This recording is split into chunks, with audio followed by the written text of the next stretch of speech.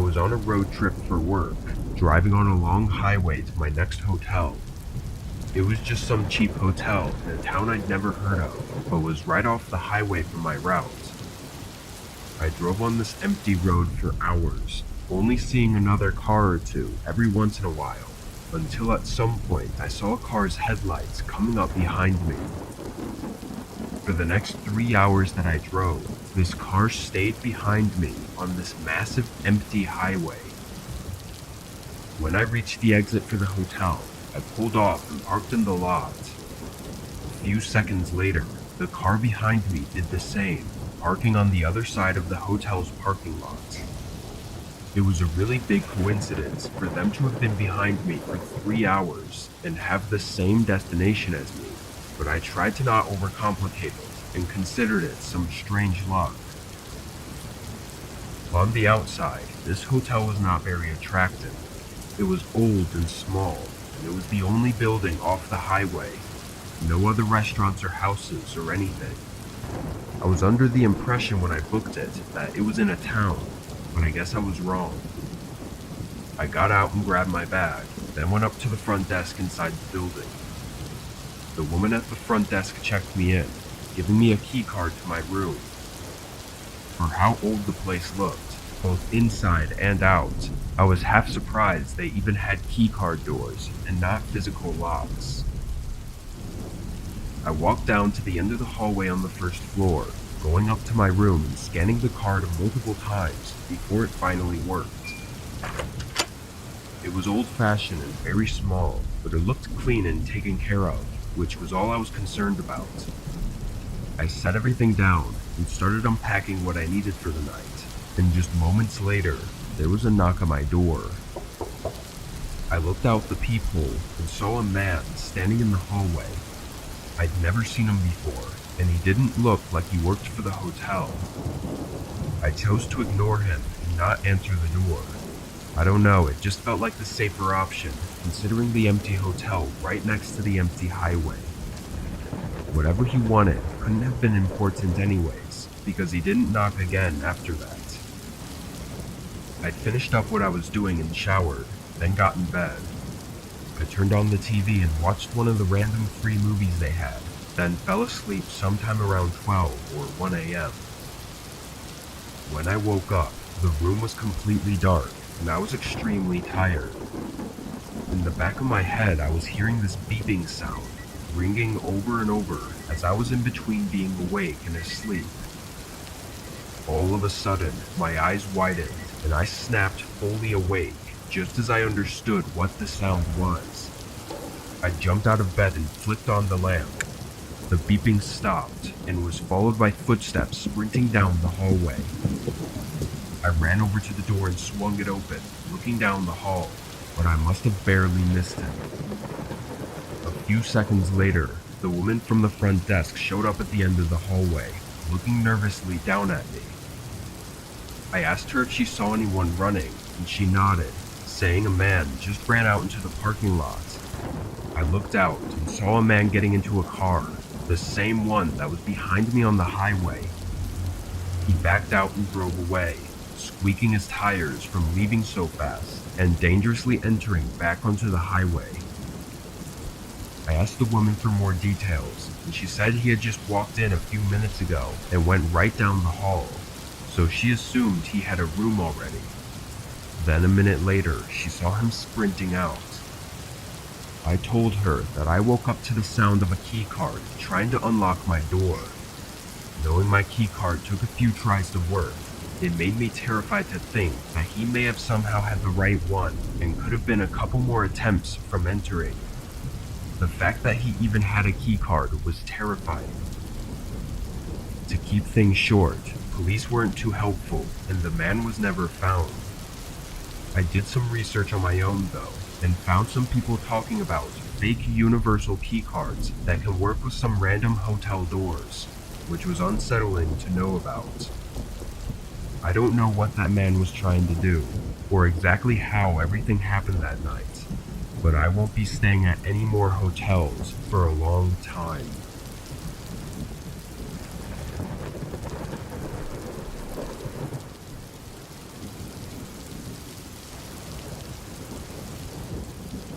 work at a family-owned hotel in my town.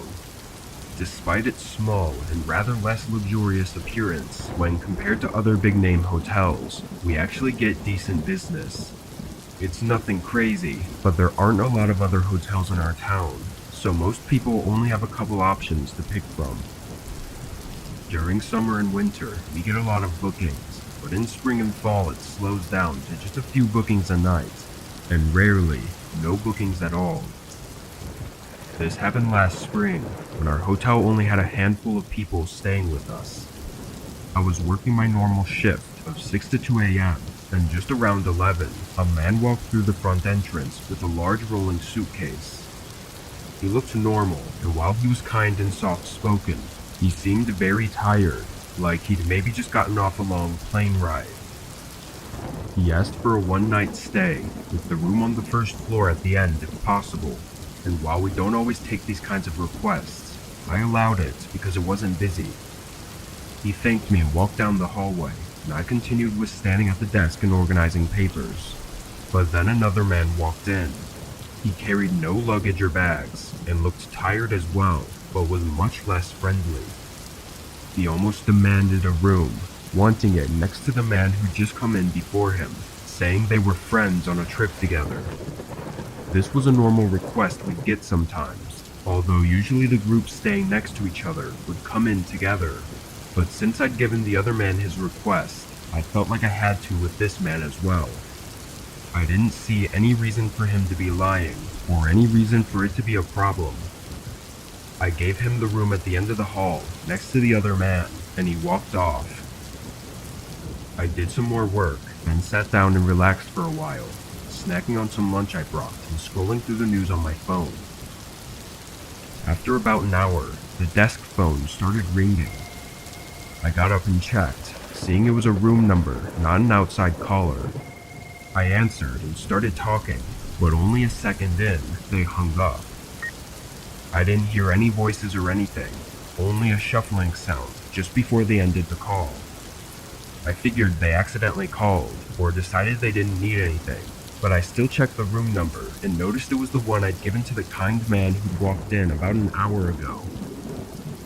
Another couple minutes passed before a thud echoed down the hallway. I stepped around the counter and looked, not seeing anyone. For a noise to have traveled that far and literally echo in the building, it had to be something really loud, either breaking or falling over or something like that. I went back to the desk and redialed the room number that had just called. It rang for a second, but then they rejected it. I looked down the hall once more, but didn't know what else to do. If it was something bad, they would have called or come up to tell me, so I just left it at that. 30 minutes passed of no further sounds or calls until I heard someone coming down the hallway. I looked up to see the other man, the less friendly one, walking up to the counter. He said he needed to leave early, so I confirmed his checkout and he left. I went home that night with a strange feeling in my gut, but I wasn't so sure why. It wasn't until days had passed that I understood. The other man staying there never checked out, and when the room was searched, they found his suitcase and belongings, but he wasn't there. No trace of him at all. We tried to track down the other man who claimed to be with him, but he was also untraceable, having no matches to the name, address, and number he'd provided. It's unclear if he was involved, but obviously I think he was. However, I don't know how he could have gotten rid of the other man if he had done something. I still work at the hotel, but no more evidence has surfaced, and both men are still missing to this day.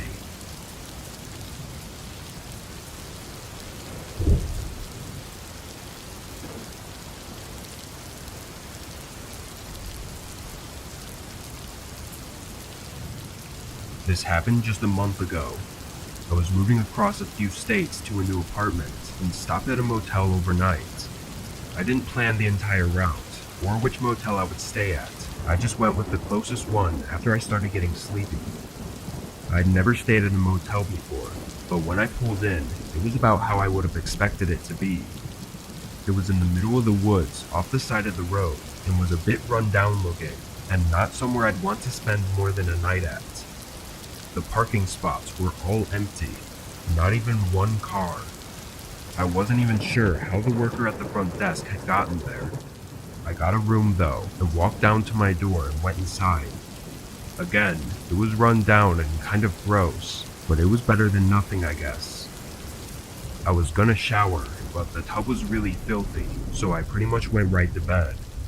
I laid down and tried to get comfortable, but before I even turned off the lamp, I heard an odd noise from outside the room. Door handles shaking, coming from a few rooms down. Then again, but closer. Someone was going down the line of doors and trying each door handle, like they were trying to see if any of them were open or unlocked. They got to my door and tried it as well, and after a short pause, they continued moving down the line. It was probably the strangest thing I'd seen in a while, and I had no clue why anyone would be doing that, unless maybe they were looking to score a free room. I laid back down and closed my eyes, only to be disturbed again by someone banging on my door. It sounded almost like they were punching the door. I got up and realized the door had no way of seeing outside, so I flipped the latch over and opened it a crack. A man was standing there with a grim look and seemed frustrated about something. He was older, maybe mid-40s, with longish hair and a beard. "What's your problem?" I said, upset about the way he banged on my door. The man gave me a cold look and asked an unusual question. "Did you pay for this room?" I looked at him confused and said yeah, but he gave me a questioning response like he didn't think I did. He asked me to come with him to the service counter to get it figured out because he was told that this was his room. The situation already started out strange, but this had me even more puzzled. There were no other cars here, and likely nobody else staying at the motel, so the possibility of us accidentally being given the same room within just a few minutes was nearly zero, and they probably would have had another key to the room if they were telling the truth. The guy asked me again in an aggressive tone to come out, but I'd already decided I wasn't leaving the room. I started to close the door, but the guy slammed his body against it to prevent me from shutting it fully. In an instant, another guy came from around the wall with some tool that he was putting against the lock, trying to unlatch it. All I could do was press up against the door and try to push it closed, but the force of both men pushing was overpowering me. In the chaos, the door moving knocked the tool out of his hand, and when both of them looked down, I slammed the door shut. After a few more hits at the door, their departing footsteps gave me relief, and I called 911. What's crazy is that they didn't have a car. Police found their shoe prints going straight into the woods behind the motel, leading to nothing but trees and dirt. It's not known what they were plotting aside from breaking into my room, but seeing as they knew all the other rooms were vacant and still went for me, it could not have been good. I hope that if it did go the other way, it would have been a quick robbery and nothing more, but I can't say I truly believe that.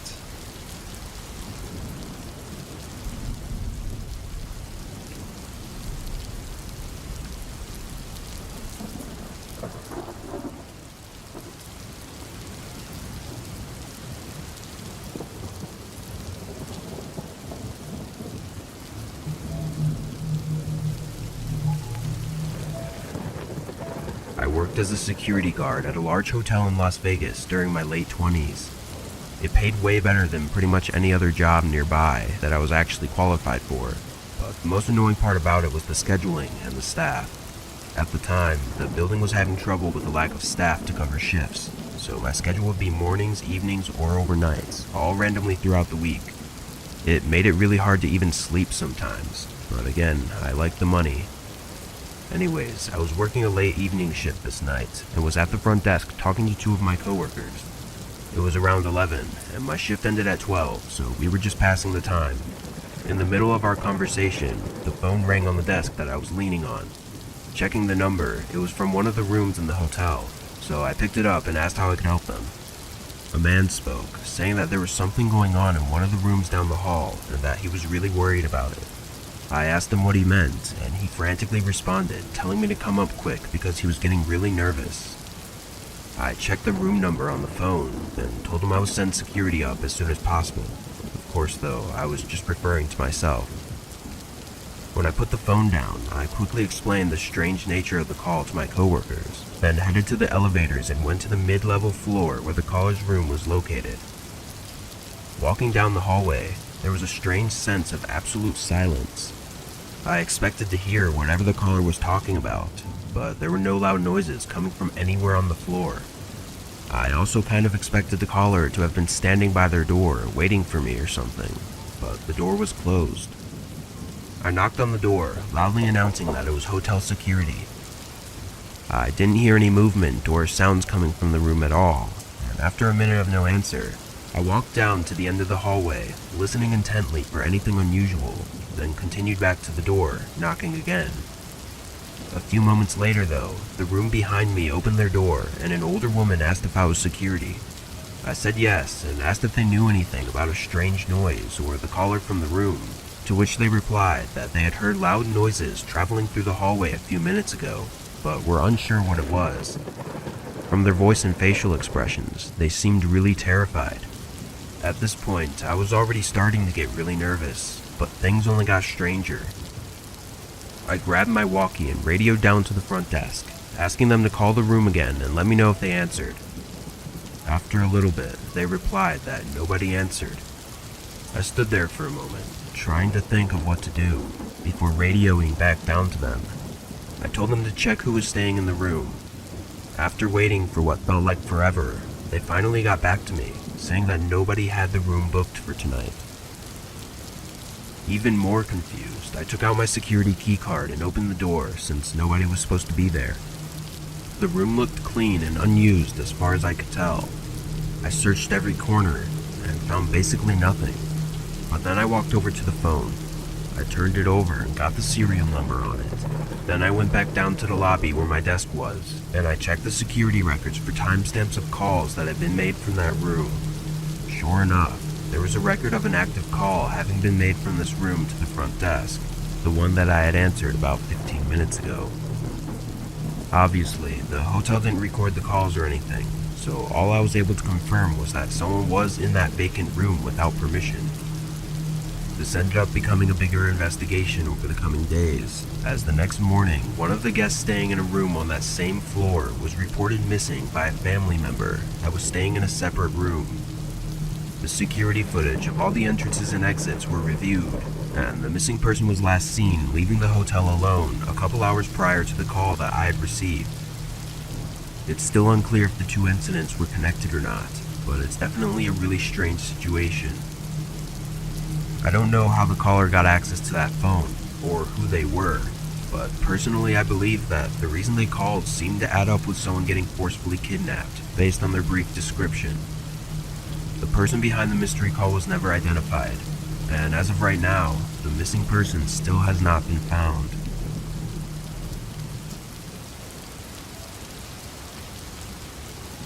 This happened to me during a business trip that I took last year for work. I arrived at the hotel and picked up my key to the room, which my company had paid for. It was a nice looking hotel on the inside, though a bit smaller than most other hotels. There were maybe 30 to 40 rooms total, and only 3 stories. My room was on the top floor, so I took the elevator up and started making my way down the hallway. I put my bags down by the door and reached into my pocket for the room key. But just as I did that, the neighboring room's door opens and a man steps into the hall. He greeted me, mentioning that he was my neighbor and held his hand out, gesturing for a handshake. I confusingly shook it and told him my name, then started making my way into the room. As I walked in, I noticed that he went back into his room as well and shut the door. I thought it was strange that someone would come out of their temporary hotel room just to greet me as their temporary neighbor, but some people are just like that, I guess. I unpacked my small suitcase and duffel bag, then laid on the bed and turned on the TV. It was pretty late already, and I was tired from the flight, so I planned on going to bed early that night. I took a quick shower, then turned off all the lights. I laid there, trying to sleep for almost 20 minutes, before hearing the neighbor's door creak open, followed by seeing their shadow walk by my door, but they stopped just before they passed my room. Through the sliver of light under the door, I could see their shadow get closer for a second, before backing away and continuing down the hall. This obviously creeped me out, so I got up and made sure that all the locks were secured on the door, then went back to bed. The next day, I went to meet my coworkers at a company-owned building where we attended a presentation and had dinner. I didn't get back to the hotel until 10 p.m., and I was really exhausted. I tossed my work bag on the bed and then got in the shower. I was in there for maybe 10 minutes, when through the water splashing, I heard the distinct beep sound of the electronic door lock unlocking. I knew it was too late for it to be the cleaning services, so my mind instantly jumped to the strange man staying in the room next to mine, but I didn't know how he could possibly have a key card that could unlock my door. Not knowing what to do, I stood there silently as I listened to the door slowly open and then close, followed by footsteps walking past the bathroom door. With the shower running, I knew that they had to know that I was in there, which terrified me even more. I tried to quietly step out of the shower as to not alarm them. Then I quietly put on a pair of pants that I had laying on the ground. Making sure to lock it, I leaned my ear up against the bathroom door and listened. I could hear a faint noise, sounding like someone was searching through one of my bags. Of course I wanted to confront them, but for all I knew, they could have a gun or a knife. In the moment, I really just felt helpless and frozen in fear. I had no idea what this guy could want from me, but soon the room went silent. While I didn't have my phone with me, I figured my best bet was to call for help. At the very least, it would hopefully get the guy to run away. I took a deep breath, then started banging on the bathroom door, yelling for help as loud as I could. I could hear the man's frantic footsteps run past the door and back into the hallway. I quickly got out and closed the front door, locking it shut, then ran to the nightstand to get my phone and dialed 911 with my shaky hands. Once they were on their way, I called the front desk to let them know as well. Of course, by the time they got here, the man was already gone, but thankfully the police found him in his car a few hours later. I'm not sure if he even got any jail time for his actions though, because they couldn't prove his motive to be harmful. I honestly think he was trying to kidnap me or something though, as I don't know any other reason why he would go into the room when he knew that I was in there. But I guess we'll never know for sure what would have happened.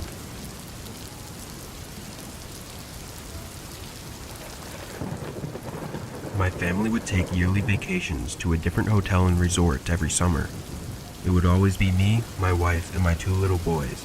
For the most part, we would spend all of our time at the resort rather than going out and visiting other places. It made it cheaper since we didn't need to rent a car, and it was just relaxing to stay at a nice place and get away from everyday life. Of course, when we first arrived in the morning, we all unpacked and the kids immediately wanted to go to the water park. My wife and I sat on the chairs around the pool, while the boys went off and played with the other kids at the water park that was right next to the pool. We sat there enjoying the sun for about 2 hours before we both decided we should get back to our room so we could get ready to go out for dinner. I got up and began walking around the water park looking for the boys, and after a few minutes I was able to find Sam, the older of the 2, and asked him where Alan was. I changed both of their names for privacy reasons. Sam said that Alan was playing with another kid on the other side of the park. I told Sam we were leaving and to run back to Mom while I went to find Alan. I was searching, walking around like an idiot for probably 10 minutes, starting to get nervous when I finally saw him. He was in the back corner where a few chairs were set up and was talking to a small boy that looked about his age. Sitting in the chairs next to him was a couple, seeming to be the boy's parents. I walked up and briefly introduced myself, but they didn't respond, aside from giving me a slight smile. There was an awkward couple seconds of silence. Then I told Alan that we were leaving for dinner and led him back to the hotel. I asked him about who his new friend was, and he said he was playing with him at the water park, but that was pretty much it. Alan was a pretty talkative kid, so it was nothing out of the ordinary. but then he told me something strange. He said that the boy introduced him to his parents, who then invited him for dinner tonight. I found it really strange that someone would invite a young boy to dinner without even talking to the boy's parents. I told my wife as soon as we got up to the room, and she was also really worried about it. We ended up going somewhere quick for dinner, and got back to the hotel around 5. The kids both seemed pretty exhausted, so we were ready to just relax for the rest of the night. We got in the elevator and made our way up to our floor, but as the elevator doors opened, Alan's new friend and his mother were standing there as if they were waiting for the elevator to go down. As soon as we got out, the mother looked at me with a short smile and asked if Alan could join them for dinner tonight. I briefly looked at my wife, who seemed just as confused and concerned as I was. Then I looked back at the lady. "We already had dinner tonight, but maybe we can work something out for tomorrow." Her smile faded as she turned and walked down the opposite hallway, I assumed to their room. I knew both me and my wife thought the same thing, that they were creepily waiting for us by the elevator the whole time just to ask about dinner. When we got inside our room, we pulled Alan aside and strictly told him to not go near that family without one of us with him. He seemed a bit upset about it, but he agreed. I also pulled Sam aside separately and made sure he knew of the situation and that I wanted him to look after his little brother if ever we weren't around. We all took turns showering, then relaxed on the bed and couch for the rest of the night. I was pretty annoyed at how the vacation was going already, having to be stressed out for my child's safety, but I assured myself it would be better tomorrow. Eventually, we all got ready for bed and turned out the lights. There were 2 beds in the room, one that my wife and I slept on, and the other for the 2 boys to share. A few hours into the night, I was shaken awake. I jolted up, as I guess I was pretty on edge, and I saw Sam next to me, still shaking my arm. "You okay, bud?" Sam responded quietly, whispering to me that Alan was talking to someone at the door. I immediately jumped out of bed and turned the corner leading to the front door. From the short glimpse I got before yelling at him, I could tell he was in the process of figuring out how to unlock the door, and I could hear a faint voice on the other side. I sprinted towards him, screaming for him to back away from the door. Alan jumped back, frightened by the volume of my voice. I slammed against the door, hearing footsteps sprinting down the hall as I finished unlocking the door and swung it open. I know I should have just stayed in the room and called for help, but I was in such a rage that all I wanted was to confront the creep. Entering the hallway, I saw a quick figure of a man turn the corner down the hall towards the elevators. I tried to catch up, but once I turned the corner, there was no sight of him. He wouldn't have had time to take the elevator, so I knew he was staying in a room on that floor. After looking around for a few minutes, I ran back to our room and met my wife, who was already awake due to the chaos of the situation. I told her to lock the door, as I was going to go to the front desk to inform them of the incident. By the time I got down to the lobby, my adrenaline was starting to fade out, and I was trying to calm myself down so I could explain what happened. There was a young woman at the counter that I talked to, and I could tell she had never dealt with a situation like this. She called a security guard over to talk to me, as well as her manager. After a few minutes of discussion, though, it was pretty clear that they couldn't do much about it. They had no security cameras in the hallways, only on the entrances and exits. I didn't have any proof, nor description of the man at the door, or his relation to the parents who asked about dinner. Obviously, I assumed it was the father of the other boy, but even though I felt like I knew for sure the intention of the creepy parents, I couldn't really prove it. In short, the best they could do was give a refund for the remaining days, so we had to move to a different resort 30 minutes away. It's a really terrible feeling as a parent to know that there was someone likely trying to kidnap your child, and yet there is nothing anyone can do about it. I hate knowing that those creepy parents are probably out somewhere right now trying to get unknowing children into some weird trap of theirs. Those people deserve to rot in prison, and I hope that me sharing this experience can inform other parents of the true dangers, and hopefully help save their children from these horrible people. What freaks me out the most is the possibility of the boy that was with them being someone else's missing child, who they now use to lure in other innocent children.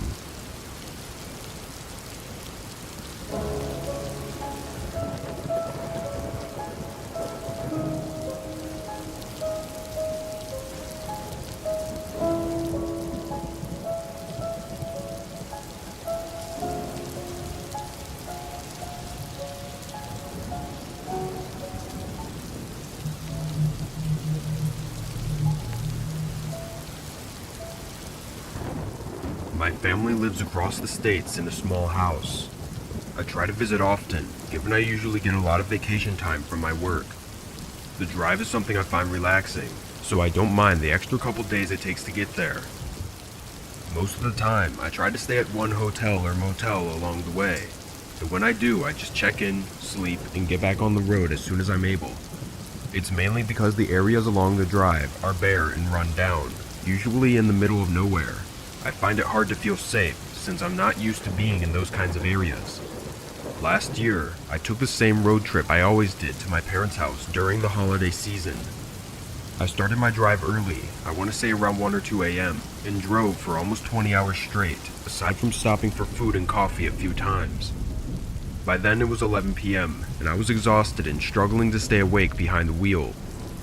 I was just under 8 hours away, but I couldn't go much further.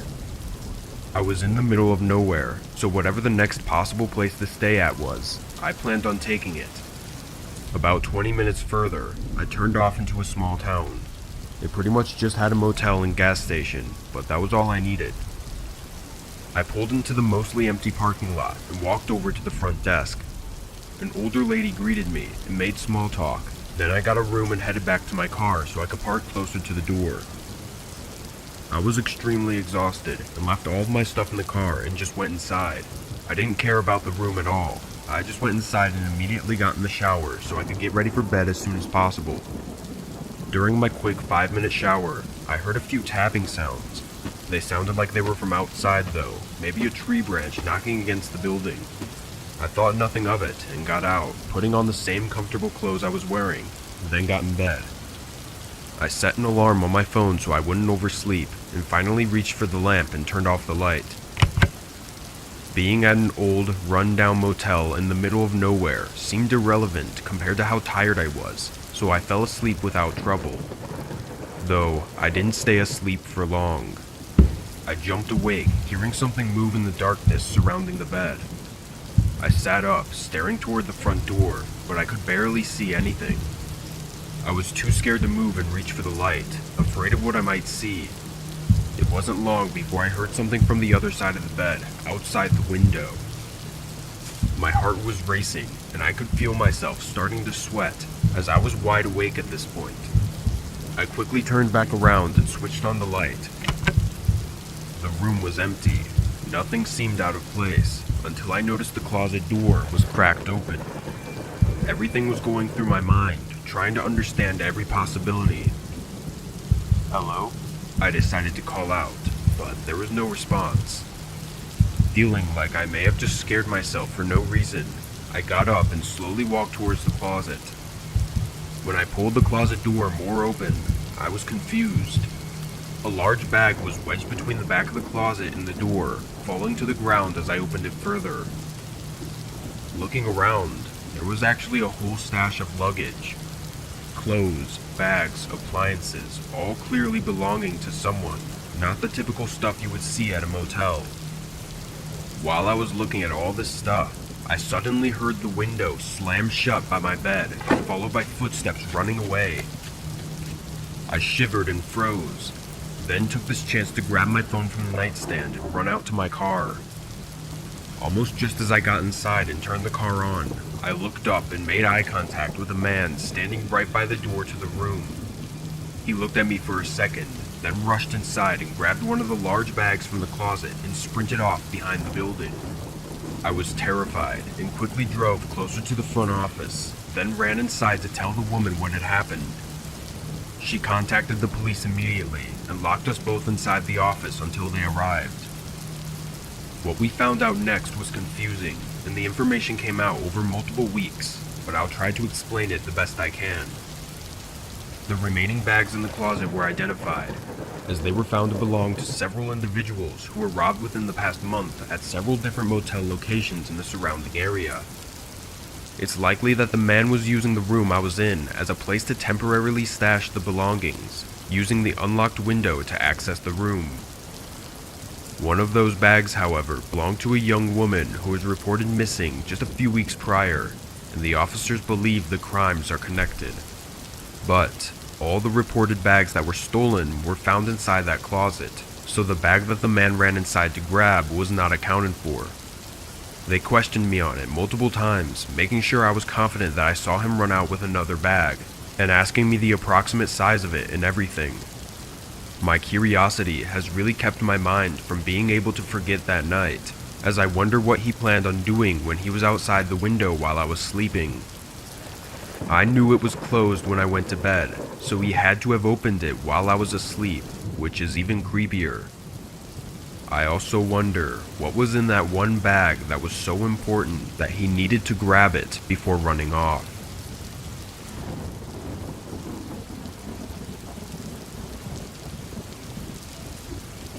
I don't go on many vacations, nor do I stay at hotels often, but last year I had a problem occur in my small house that required me to be away for several days for it to be fixed. Given the circumstances, I had to book a hotel nearby and stay there until further notice. I wasn't happy about it, but there wasn't anything I could do and nowhere else I could stay. I looked for the absolute cheapest hotel in the area, trying to save as much money as possible. The one I went with was 25 minutes away, but was half the price of the ones closer. Although I knew it was because the hotel was located in the lesser part of the town, the extra money saved more than made up for it in my mind. That was until I got there. The place was disgusting, at least on the outside. Trash was everywhere and the building was very clearly not taken care of. The pictures online only showed the rooms in the lobby, but they looked clean and somewhat nice, so I was a little bit confused. I grabbed my small suitcase from my back seat and walked inside. Immediately when entering, I was relieved. The lobby was very small, but it was nice and clean. I headed for the counter to check in, but nobody was standing there. I stood patiently for a minute, looking around the main room. It was very quiet and not a single person was anywhere. It was only 4 p.m., so I assumed people would be walking around or hanging out in the lobby. I took a few steps further into the hotel, looking down the main hallway leading to the rooms. At the very end was a man, standing right outside a room door. After watching him for a few seconds, it was apparent that he was just facing the door, not moving or anything. Feeling uncomfortable, I backed up to the front counter again. Finally, a man came from outside and walked behind the counter. Honestly, he looked dead inside. He asked for my name and gave me the keycard, then walked away. I glanced at the card, seeing the room number written with a marker in the corner. Given the low number, I knew it was on the first floor. I walked over to the hallway I was just at and looked at the directions for where the rooms were, and my stomach ached a bit when I realized it was down the hallway where I'd seen that man. Even worse, as I started making my way down, I realized it was at the end of the hallway, right where the man was standing. I couldn't tell if he was standing outside my exact room or not because of how far he was when I saw him, but it was creepy either way. Although I hadn't been to many hotels previously, I do remember the annoyance of the thin walls allowing you to hear every noise from every room. What was strange as I walked down the hall was that there was no noise coming from any room. No TVs were on, nobody was talking, no movement, nothing. It gave me chills, but when I reached my door, I quickly scanned the card and headed inside. Given everything, it was actually in good condition. It was very small and was clearly old, but it was exactly what I expected of the cheap room. I laid my suitcase down on the floor, then took a look into the bathroom to make sure it was good, and finally locked the door and sat on the couch. Not at all surprised, the TV didn't work though, so I was left with just my phone. After an hour of trying to keep myself occupied, a knock came from the door. It startled me, given it was just a single knock, which sounded more like a hit. The door had no peephole, so when I got there, I flicked the safety latch over just in case and opened the door a crack. That same man from earlier was standing in the hallway, only a foot or so from the door. We made eye contact through the crack in the door. Hi, did you need something? Yeah. I paused, waiting for him to tell me what, but he just stood there like he was waiting for me to say something. Okay, man, what do you need then? I said, in a way to show that I was clearly bothered by him. The strange man responded, claiming he was the previous person staying in my room and that he had accidentally left something important inside one of the drawers. I said okay and told him I would grab it real quick and began closing the door and turning around, but the man pushed the door back, slamming it against the safety latch.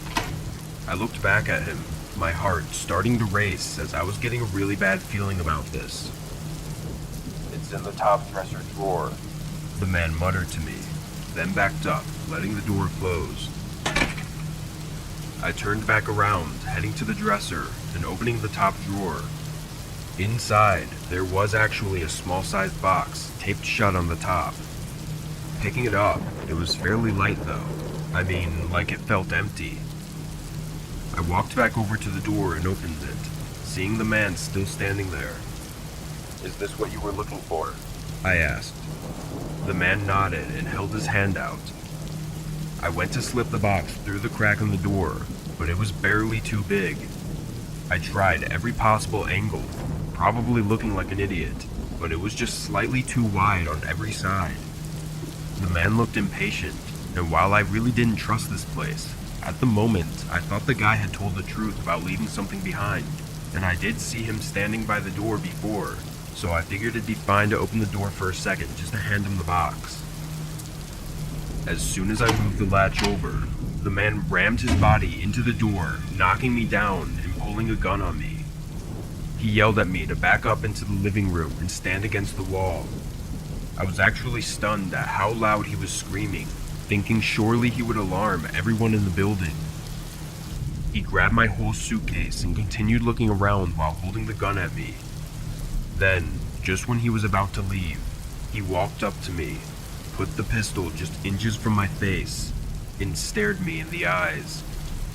I was shaking in fear, staring into this man's rage-filled eyes, but after a few seconds, he backed up and ran away with my stuff. I stood in that same spot for probably a whole minute, staring at the ground. It happened so fast, it almost didn't even seem real. When I finally got myself together, I went outside my room and went straight to the front desk. The guy there was just casually standing there like he didn't hear anything, and nobody else was in sight. To sum everything up, nothing was done. He got away with all of my stuff, and honestly, every authority figure I talked to didn't seem scared or surprised in any way. They kind of just looked at me like I didn't even belong here anyways. I guess it was just normal, and they expect you to look out for yourself. The box was in fact empty though, and the whole thing was obviously just an interesting plot to rob those who stayed at the hotel. Those last moments before the man ran away though, are what I keep thinking back to. The rage in his eyes, holding the gun up like he was ready to pull the trigger without thinking twice. Why didn't he? My only thought was that maybe he knew that if it was just a robbery, then nobody would come looking. I don't know, but I definitely won't be staying at a cheap hotel in a bad neighborhood ever again.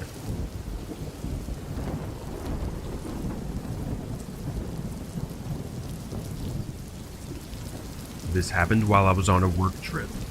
I work for an insurance company, and we can win trips to our other two big locations, one of which happens to be in Miami.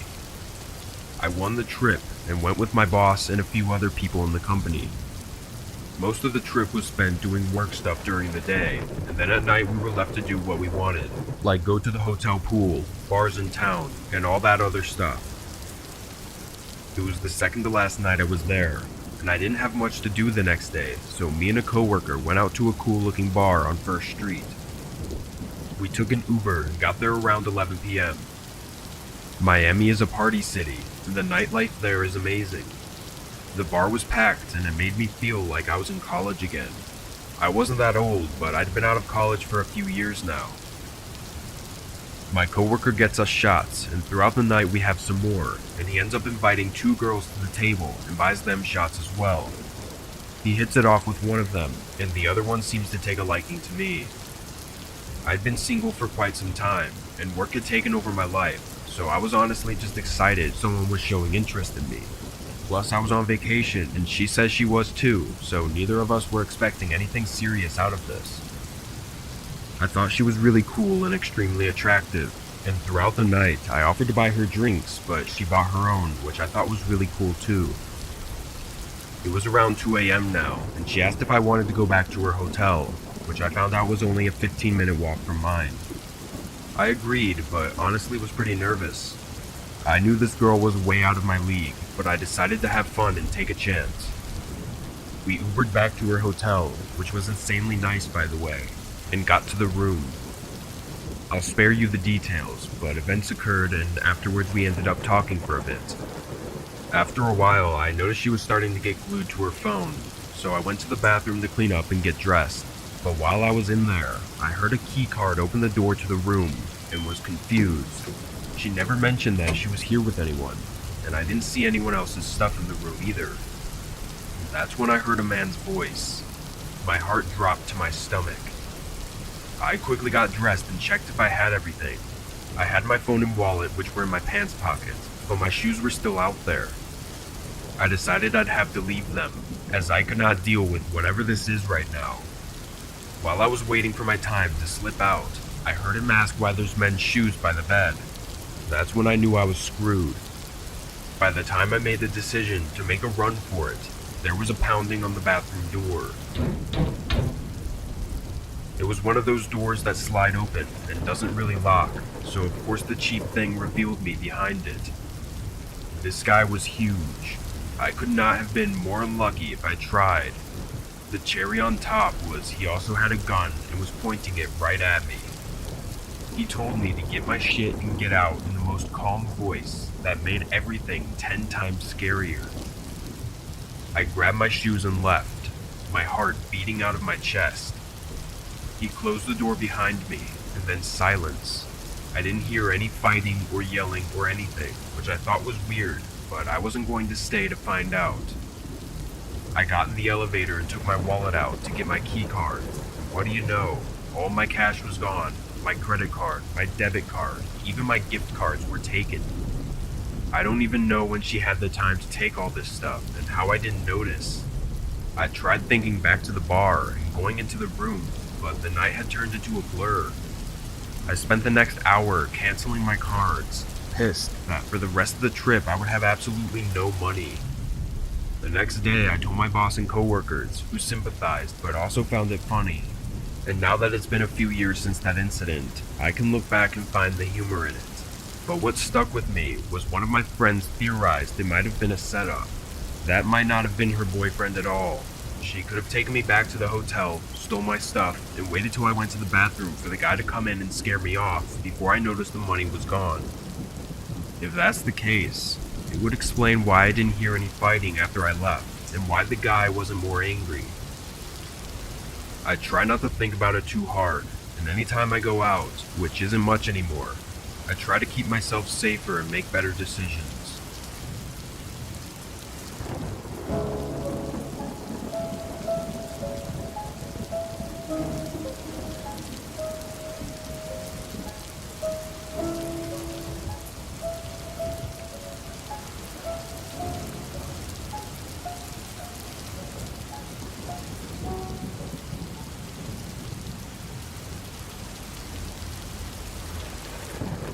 I'm an older guy in my late 40s.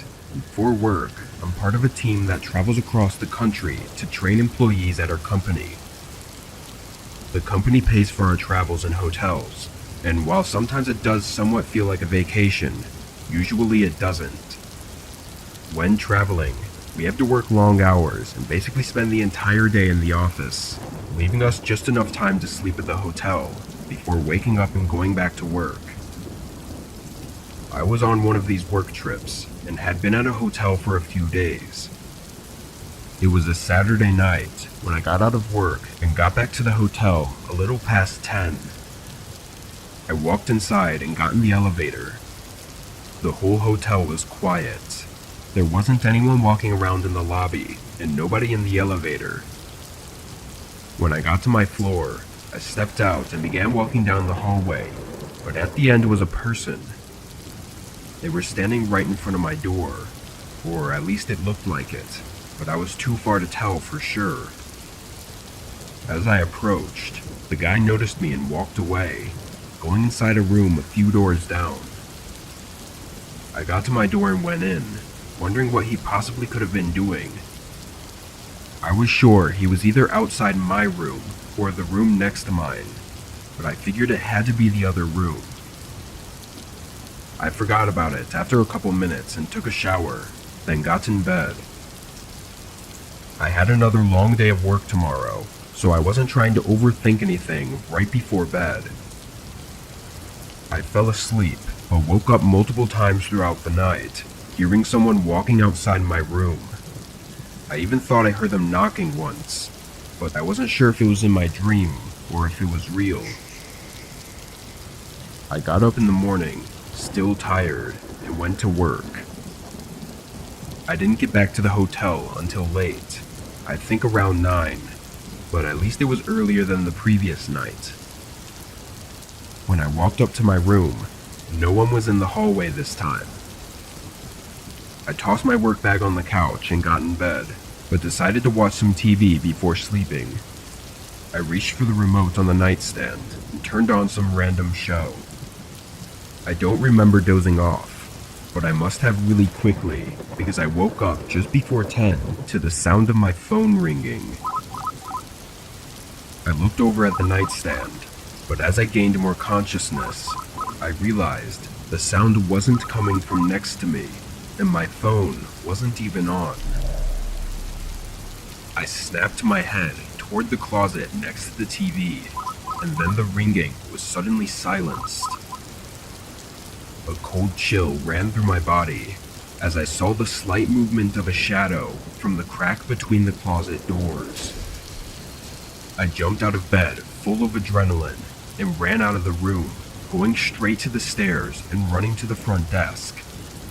They called for security, who came a few minutes later and went into the room to search. And after 30 seconds, they came out holding a man, the same man I'd seen in the hallway before. I couldn't believe he didn't try to run away, but they said he was still in the closet.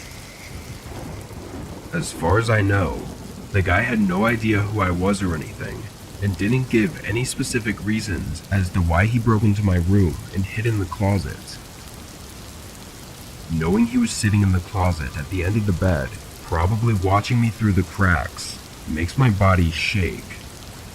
I guess he was just crazy, but it terrifies me to think about what could have happened if his phone didn't ring.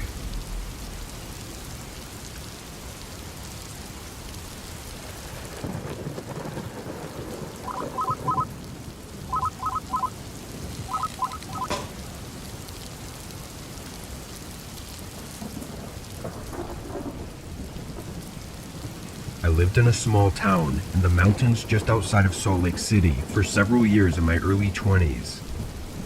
During my time living there, I took up a job at the local hotel.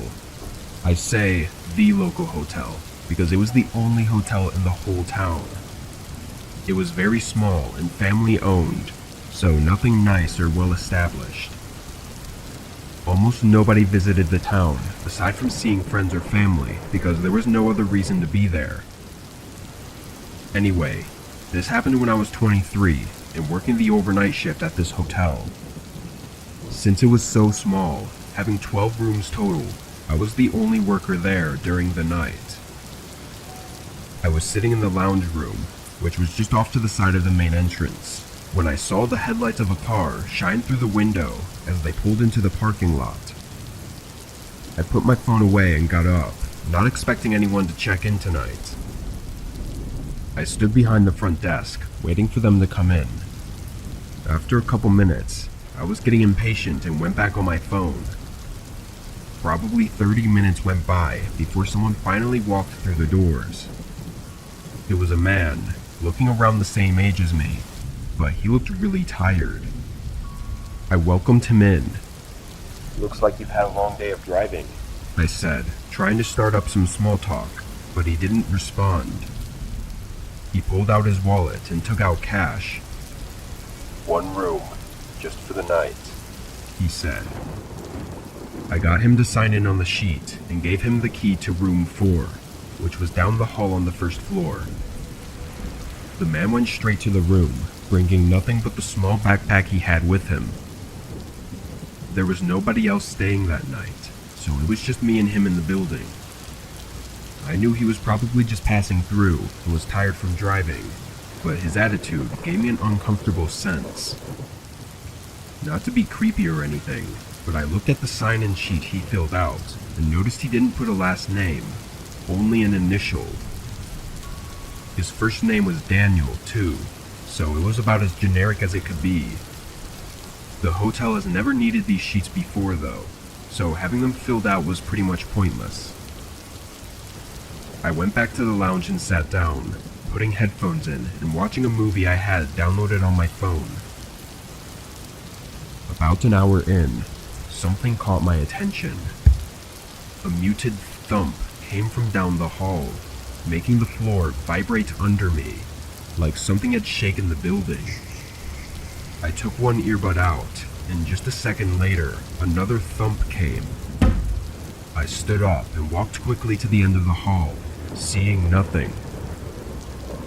I knew it had to be the man, and my first thought was that maybe he had knocked something over or broken something by accident. I walked up to his door and knocked. Sir, are you okay? I called out, but there was no reply. I waited another few seconds, then leaned my head closer and listened more carefully, hearing faint breathing from the other side of the door. He was standing there, trying to be quiet. It really creeped me out, so I backed away and went to the front desk, staying more aware for the next little while. The rest of the night went by without sound or issue, but in the morning when checkout time came, he never came up to the front desk. There really wasn't any rush, so I let him have an extra hour before I began wondering if he'd even planned to leave. I knocked on his door, but there was no answer. Eventually, I got the spare key and unlocked the door, but it still wouldn't open. It would barely even budge, and I ended up having to call the owners. When we finally managed to force the door open, we found that the room's dresser was pushed in front of the door to keep us out. What we didn't find was the man. He wasn't in the room, but I never saw him leave the hotel through the only entrance and exit. His car was still in the parking lot too, which made it all the more confusing. We looked around the room some more, but didn't find anything else strange aside from the dresser that he used as a barricade. I think I actually would have been less creeped out if we found other strange things, but seeing everything else look normal just gave me chills. We never found out who the man was, where he went, or what he was doing at the hotel.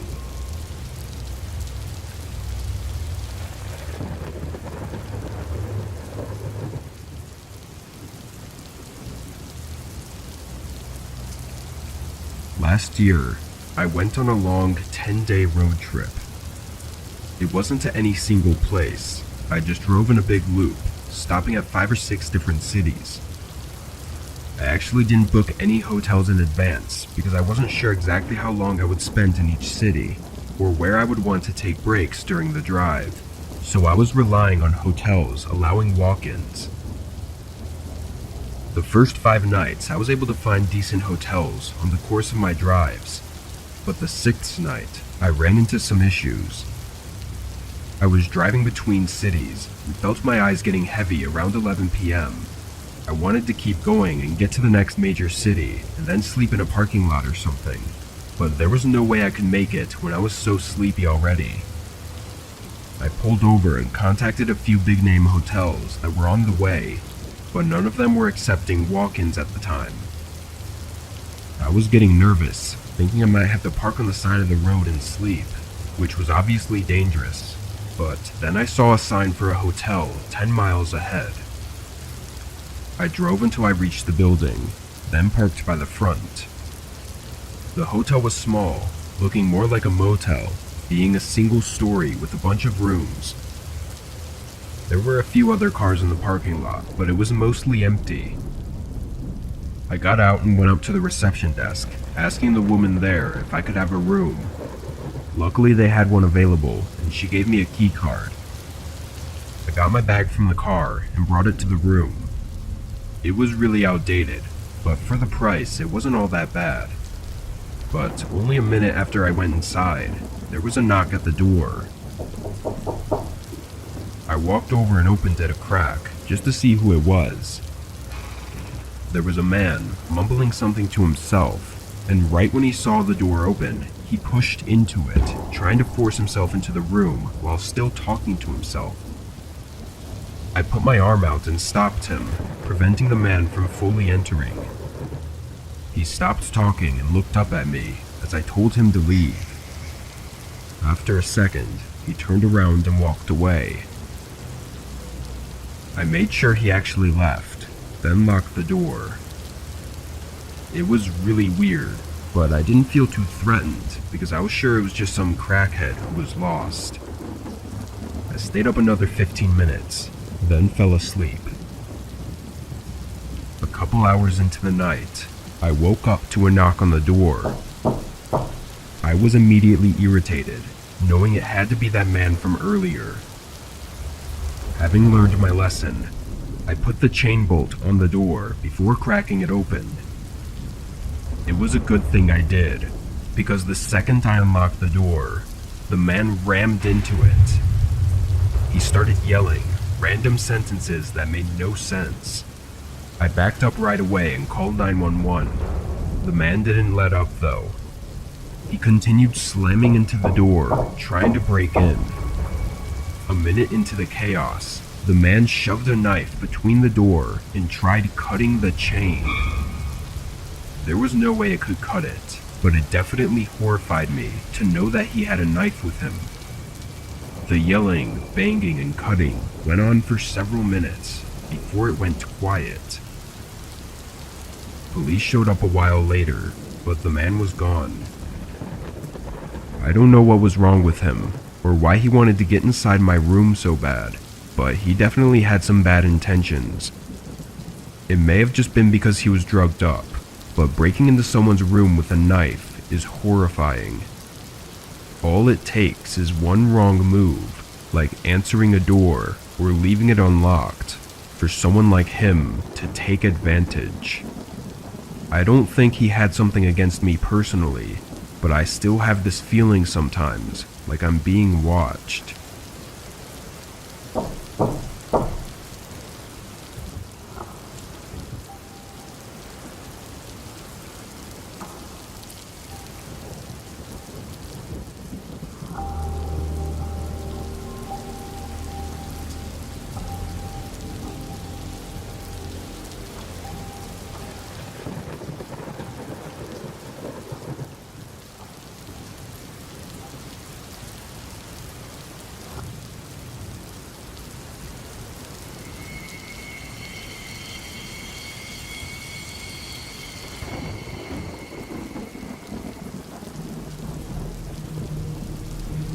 I was lucky enough to live in a large house when I was a kid. My house had a side room towards the back side of the first floor. My siblings called it the second living room because that's basically what it was. It had an old recliner, a small table, and a mid-sized couch. That's it. We hardly ever sat in there. One morning, I woke up sick. I told my mom, and she told me to take the day off from school and stay home. My siblings had to be at school, and my parents worked, so that meant I had the house to myself. I laid around in bed for a few hours, until around 10:30 a.m., when I heard steady walking coming from the first floor. I thought nothing of it at first, as I just assumed maybe my mom went in late to work like she did sometimes. I needed something to eat anyway, so I stood up and went downstairs to the kitchen. I made it about 3 feet in front of my kitchen's walk-in doorway when I locked eyes with, not my mom, but a 6-foot tall man wearing ragged and ripped up clothes. I was frozen in fear. I just stood there. It was only for a few seconds, but it felt like hours had passed. The guy just stood there and watched me too. No expression or anything. I eventually pulled myself out of the shock and bolted for my bedroom upstairs. I didn't hear him following me, but I got in my bedroom and locked the door and moved a dresser in front of it anyways. I pulled out my phone and instead of calling 911 like I should have, I called my mom. I screamed into the phone telling her someone was in the house trying to kill me. She told me not to leave my room for any reason and call the police, so I did. 15 minutes later, the police finally show up, as I could see through my bedroom window. I watched them enter the house before I left my room to run down to them for safety. I told them everything that happened. They did a quick search of the home and found nothing. Not a single person or broken window or door. My parents came home shortly after and were furious that the guy had not been caught. I was extremely angry as well, but I was also relieved that I was alive. The police began packing their things, but as one of the last officers was on the way out, he noticed a Walmart bag sticking out from under our couch. It was that couch in the side room that no one ever used. And, well, what do you know? We found hundreds of trash bags and week-old rotting food under the couch, along with some of our personal items like wipes, water bottles, and we even found a bag of piss.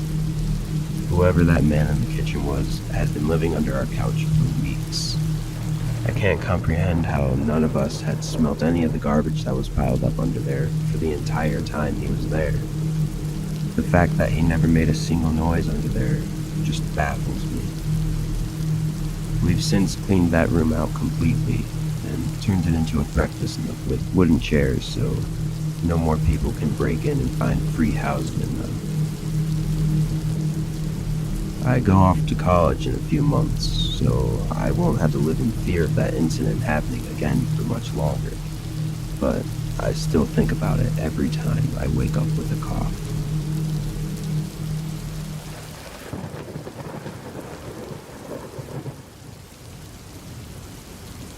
Although it doesn't seem like it, this happened quite a while back, probably over 10 years ago. I was in the later years of high school and was home alone. My parents were at a wedding that required them to stay at a hotel, and my brother worked the night shift. At that time, my family lived in a very well-known East Coast city, inside of a blue-collar neighborhood that was just starting to take a nosedive. As a teenager, I was a bit of a loner. I wasn't a nerd or anything. I was a big dude who had friends and went on dates, but I'm naturally an introvert, so I cherished the rare alone time that I got. This weekend I was looking forward to engaging in my normal empty house routine. Play some PlayStation on a big screen TV, order some late takeout dinner, and watch some Dragon Ball Z. Then around 2 a.m., fall asleep on the couch with my old dog Cecil. Cecil was an old beagle and had been in our family for about 8 years now. He was quiet and peaceful and spent his time begging for food and sleeping. Unlike most beagles, Cecil never howled or barked. He was more than content to rest his head on your lap and spend the night there. Anyways, it was about 1 a.m. now, and I had just finished the last slice of pizza and was starting to doze off the couch, when I hear a bang coming from the back alleyway. I didn't think much of it. Anyone who's lived in the city knows noises happen at all moments of the night. Cecil's head popped up off my lap and the hair on his back stood up. He's always been a bit skittish, so I calmed him down and started dozing off again. But not more than 2 minutes later, I hear another bang. Cecil did something I never saw him do before. He leaped off the couch and ran like the wind towards the door leading to the basement, barking and growling like a dog twice his size. The look on his face reminded me of a German Shepherd canine unit. I'd never seen him act like that before, which got my adrenaline pumping. Through the dog's barking, I can now make out a persistent banging.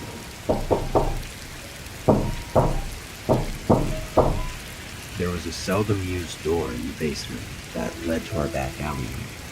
It was old and rusted and it was hard to open, even with a key, and it made a lot of noise.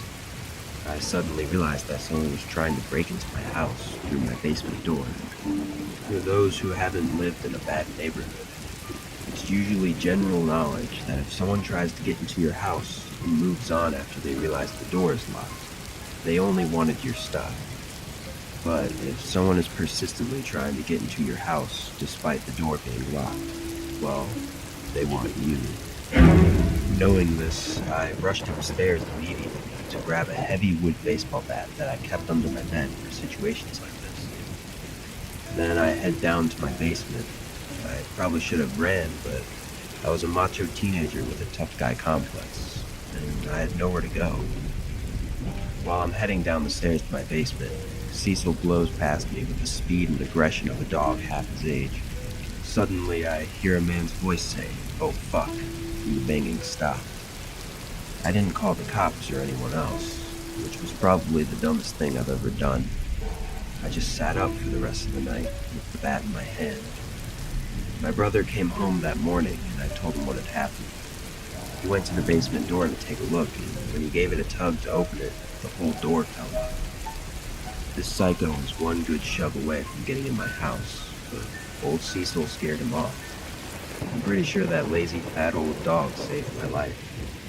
When I tell this story to people, they dismiss his actions as a dog doing what a dog is supposed to do.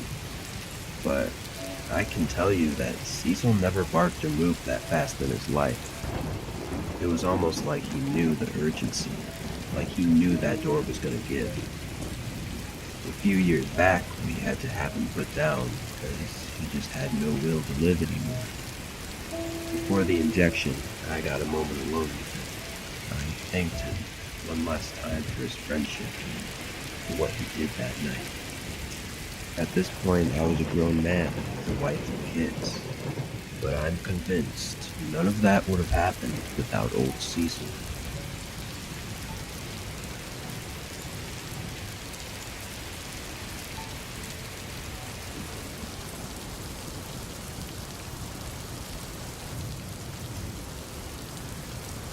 I was around 13 at the time of this story. I still live in this house, and I still don't know what this was. A thunderstorm had just started, and due to our area being in Tornado Alley, I always slept downstairs in my dad's room, just to be safe, because I'm a heavy sleeper. It was around 12:43 a.m., sitting on my phone watching YouTube to pass time. As the rain hit the house, I heard my dad's intense car bass pull up into the driveway. I lived in a small town, and everybody knows everybody, and he was the only one with a car like that. I assumed he would be coming downstairs to sleep since he had been working all night. And so I collected my things and my dog and sat at the edge of the bed waiting. After waiting for a few minutes, I ended up walking over to the window that faced directly towards the driveway. Through this window, I could see the entirety of the driveway, so there was no way any car in the driveway wouldn't be seen. But there wasn't a car. There was nothing. I thought I had probably just mixed up a car passing on the highway next to us, because I remember my dad had also said that he would only be home around 2 a.m. I walked over and sat back down, but almost immediately I realized the car bass sound never left the driveway. I was spooked, but eventually I thought nothing of it, seeing as people park randomly around houses a lot. A few minutes passed by and I heard my dad's cough in the garage. I thought he was home and I was relieved because the storm was beginning to pick up. But it only frightened me more when I realized I never heard the garage door open. I was too spooked to look out the window again, so I waited. A few minutes passed by, and the rain now hitting the house harder, with thunder and lightning getting louder and brighter. I heard my dad's voice call out my name softly. At that moment, I realized that there was someone in my house. Or something. I had frozen place, listening. I turned and looked at my dog, noticing his confused look towards me as if he didn't hear anything. I slowly sat back down and just played as still and quietly as I could until I eventually passed out. I woke up at 4 a.m. and immediately ran to the window. He saw my dad's car, and so I ran upstairs. I told him everything that had happened. I don't believe in ghosts or anything, but I knew something had called my name that wasn't my father that night. I can't help but wonder what would have happened if I had walked up those stairs and followed the voice. We don't know what really happened that night, but I can't help but feel uncomfortable in my own house now.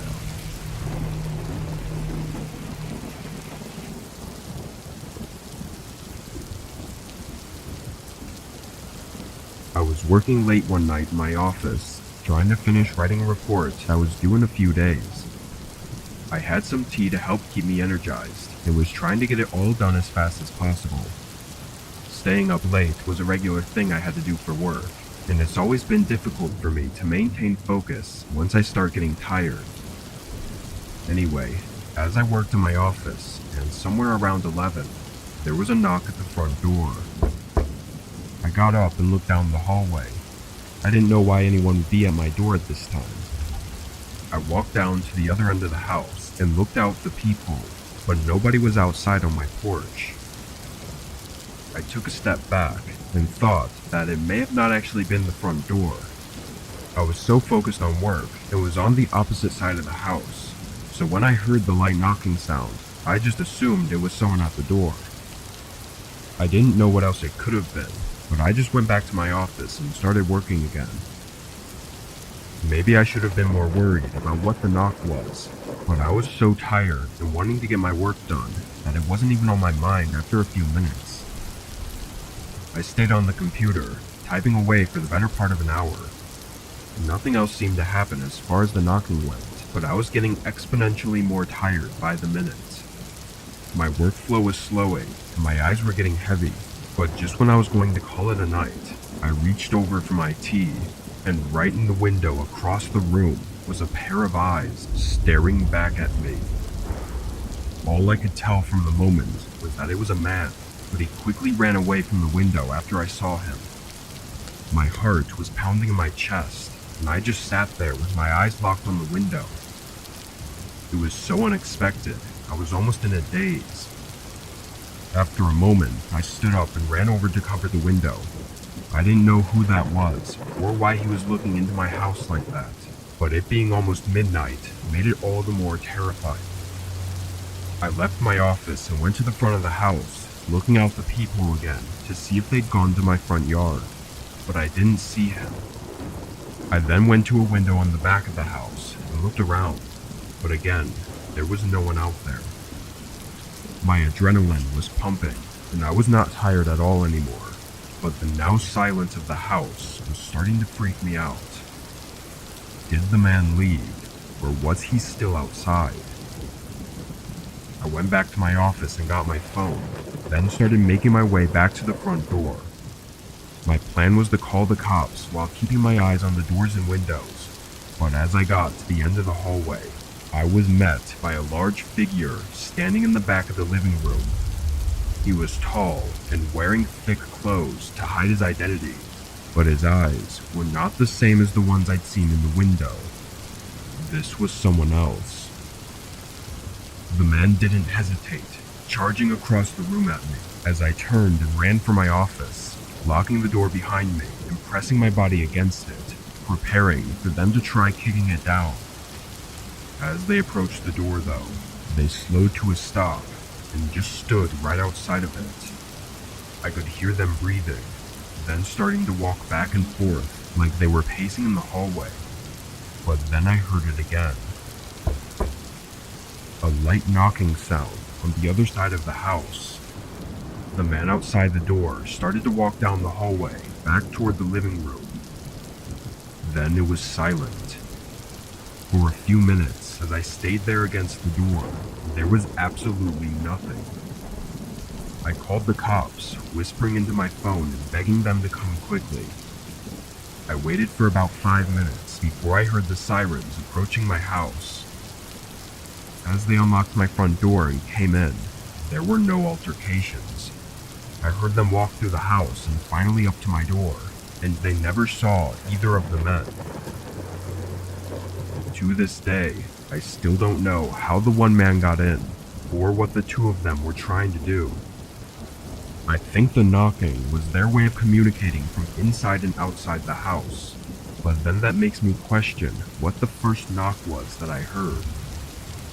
The whole situation freaks me out every time I think about it, wondering how long the one had been watching me for, and how long the other man had been inside my house. It could have ended up so much worse for me, so I know I got lucky, but it's hard not to think about the possibility of them coming back, and luck isn't what I want to rely on for my safety.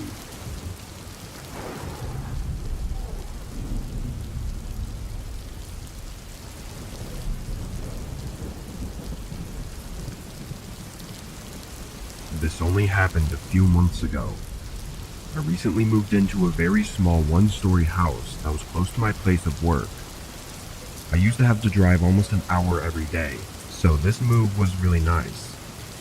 The only thing was that I'd never really been anywhere in the area outside of where I worked, so it really was like moving to a completely different place.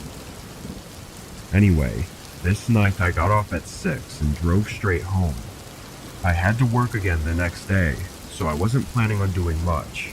Probably just chill and eat for a bit, then get in bed. I pulled into my garage and went inside, warming up some leftover pizza in the oven. But while it was heating up, there was a ring at my doorbell. It actually made me jump because I hadn't heard the doorbell before, but I had no idea who would be here either. I walked down to the front door and looked. It was a woman. She looked maybe 50 and had long gray hair. I opened the door. Hi, how can I help you? She smiled wide and said she'd noticed I'd moved in recently. We talked for a minute as she asked about where I came from, if I had a wife or kids, and all that random small talk. Then she said goodnight and walked off. I never really had the chance to ask her who she even was, but I assumed she was just some old lady that lived down the block. But something about her, though, just felt off. I don't know how else to describe it, but I wasn't sure if there was actually something off, or if it was just because she was old. I went back to the kitchen, got my pizza, then sat on the couch and started looking for a good video on YouTube to watch. I found some random commentary video to run as background noise while I ate, but only 10-ish minutes passed before I noticed a noise from outside. I paused the TV and listened, realizing it was an idle car engine, but it was really loud. I got up and looked out the front window. There was a car parked right in front of my house. It was running, but all of the headlights were off. I looked down both sides of the road, seeing the whole street was empty, with tons of other places to park, yet they had chosen right in front of my house. I watched the car for a couple minutes, but with no changes, I went back to the couch. A whole half hour went by, with the car's engine still being audible right outside the house, until it suddenly shut off. I paused the TV again and listened, not hearing anything else. After a minute, I got up and walked over to the window, looking out and seeing the car exactly how it was before, except it obviously wasn't running anymore. Again, nobody else was outside. It was just this one car. I shut the blinds just to make sure nobody was watching me for some reason. Then I went back to the couch and started cleaning up. But there was only a moment before a quiet thump sounded from the other side of the house. Already feeling a little on edge, I walked over to the hallway and looked down toward the kitchen. For a split second, I saw the shadow of someone walking away from the back door, as if they'd noticed me and were trying to hide. Their footsteps quickly ran around the house, toward the front, and when I looked out the window, I saw a man getting inside the parked car, driving away immediately. The first thing I did was go to the back door and open it, trying to figure out why he was out there. and it only took me a few seconds to notice that the handle on the outside was really loose, like they had been trying to take it off. Even just by pulling the flimsy handle a bit to the side, I could see the inner workings of the lock in the door, meaning he probably would have been able to unlock it, and he was only moments away from getting inside my house. I can't say for certain if the old lady from before had anything to do with it. I know it sounds strange that she would, but I thought about the questions she was asking me, which all had to do with whether anyone else lived with me. Maybe she was getting information to know if I was a good target for whatever they planned. It's been a few months since, and I've never seen her or the man again.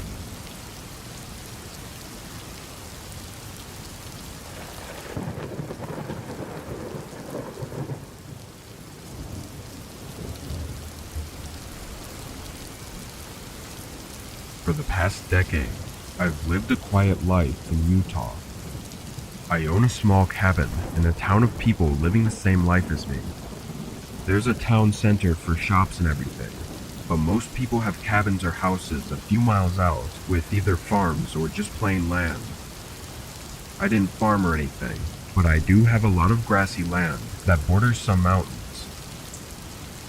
This happened almost 10 months ago now. It was around 8 p.m. one night, and I was sitting outside by the fire pit on my laptop. I did this almost every night, except when it was snowing out. It was always a calming way to end the evening before going to bed, but this night was different. I was out there for an hour, really zoned in on my laptop, when through the crackling campfire, I heard something in front of me. I lifted my head, seeing a man standing on the other side of the flame, maybe 15 feet across from me. The man looked like a typical guy in his 40s that lived around here, big and rugged, with a large gray beard. I stood up from my chair. What are you doing here? Where did you even come from? I said, trying to hide the shakiness of my voice. The man stared at me with a look I'd only assume was that of someone about to do something terrible, but then he looked past me at my house. I kept my gaze on him as he began walking toward the front of the cabin. He went up to one of the windows and quickly peered inside, saying something under his breath as he turned and started to walk away. I called out again, asking what he was doing, and threw in some unfriendly words, but the guy just ignored me. He walked down all the way to where the grass met the trees, and then he was gone. It was completely insane. Some guy being out here right by my house was no accident, especially not at this time of night, and the way he was acting was beyond strange. It was like he was looking for something and had no fear of intruding on me. I put out the fire right away and went inside, locking up the cabin and getting my sidearm out just in case. I didn't think he was going to come back, but I wasn't sure about anything anymore. As far as the police go, calling them out here would take way too long to be a viable option. If something were to happen, I was on my own, as that's just the way things are here. I stayed up for several more hours, way past the time I usually went to bed, and kept my eyes and ears open for anything. I don't remember the time, but it had to be at least 1 a.m., maybe even 2 a.m., when I finally passed out on the couch. I was trying my hardest to stay awake, but it just didn't happen. When I woke up, though, there was an unusual, constant sound. Wind blowing through the house. I sat up, still confused and tired, and looked over at the front door. It was wide open. I jumped up and ran to the door, looking outside in all directions, but not seeing anything in the dark. I slammed it shut and locked it, then turned around to face the possibility of someone being inside my house. I stood there by the door for an entire minute, listening for any sounds of someone being inside. It was a small cabin, so even something like heavy breathing might be loud enough to hear. But it was dead silent, only the creaking of the wood from the wind outside. I slowly stepped through the hallway and into each room, checking every corner and opening every door, but nobody was inside. After that, I stayed up all night, and as soon as the sun came up, I drove into town and filed a report with the police, making the assumption that the man I'd seen that night was likely the one who broke into my cabin. The one issue with all of it is the motive. There were a few odd things missing, which meant he definitely had broken in and walked around the house while I was passed out, but nothing they took was worth any real value. And of course, they didn't harm me either, so what they intended is still undetermined. And without knowing why they came to my cabin, there's no saying whether or not they'll come back.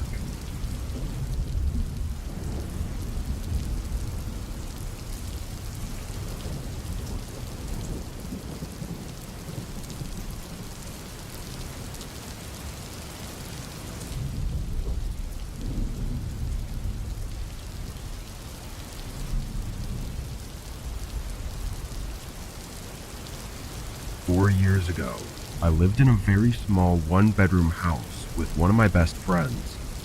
We couldn't afford anything bigger, so that's why we settled with a one-bedroom. I slept on the futon in the living room, and my friend slept in the actual bedroom. This happened in fall, when it was just starting to get cold. My friend had taken a few days to go visit his sister a few hours away, so I was the only one at the house. This was over the weekend too, so I got to spend both entire days enjoying having the space to myself. It's not that I didn't like having him around, but it was just nice to not be crammed together in a tiny house for once. Anyway, on Sunday night, I went out to pick up some groceries and got home around 7. I had work the next day, but given the unusual circumstances, I decided to stay up a little later and watch a movie. I stayed there on the couch for at least an hour, almost finishing the movie, when there was a quiet thump from down the hallway. I looked over, not seeing anything, and figuring it was just the house, so I kept on with the movie. For the next 30 minutes, there were no other sounds, so the thump was completely insignificant and had fully left my mind. Once the movie was over, I filled up my water bottle and went back to the futon, pulling it out into a bed and laying down. I was on my phone for a while, but I fell asleep sometime around 11. When I woke up, my eyes felt really heavy and my vision was blurry. I wasn't sure why I'd woken up, but I knew it was still late into the night. I rubbed my eyes a bit and looked over at the clock, but a very faint sound came from the other side of the house. Wood creaking, like someone carefully walking across the floorboards. My eyes widened, and I snapped fully awake. My heart rate started rising as I got off the futon and walked over to the hallway. The creaking had stopped, but looking down the hallway, I got this terrifying feeling. I walked down until I reached the door to my friend's bedroom. Then I leaned against it and listened. It was quiet, not even a sound coming from the house. I slowly twisted the door handle and pushed it open a few inches, moving my eyes across the room as I continued to open the door wider. It looked empty, but I quickly noticed how messy the room was. There were things scattered around all over the floor and bed. Confused, I took a step into the room and flicked on the light. Instantly, from the corner of my eye, I saw a figure move away from the gap between the closet door. I jumped out of the room and slammed the door shut, then ran to get my phone as I heard the closet door opening and footsteps going into the hallway. Once I had my phone, I ran to the back door, seeing a large man coming down the hallway toward me. I got out and went through the backyard, but the man didn't follow. A minute later, I got to where I felt safe and called the police. They searched the house, but ultimately found nothing useful in figuring out who the man was or why he was there. They also aren't entirely sure how he got into the house, but it's likely he broke in while I was away getting groceries that night. My friend was just as terrified as I was once I told him everything, and we eventually moved out of the house, hopefully to never encounter that man again.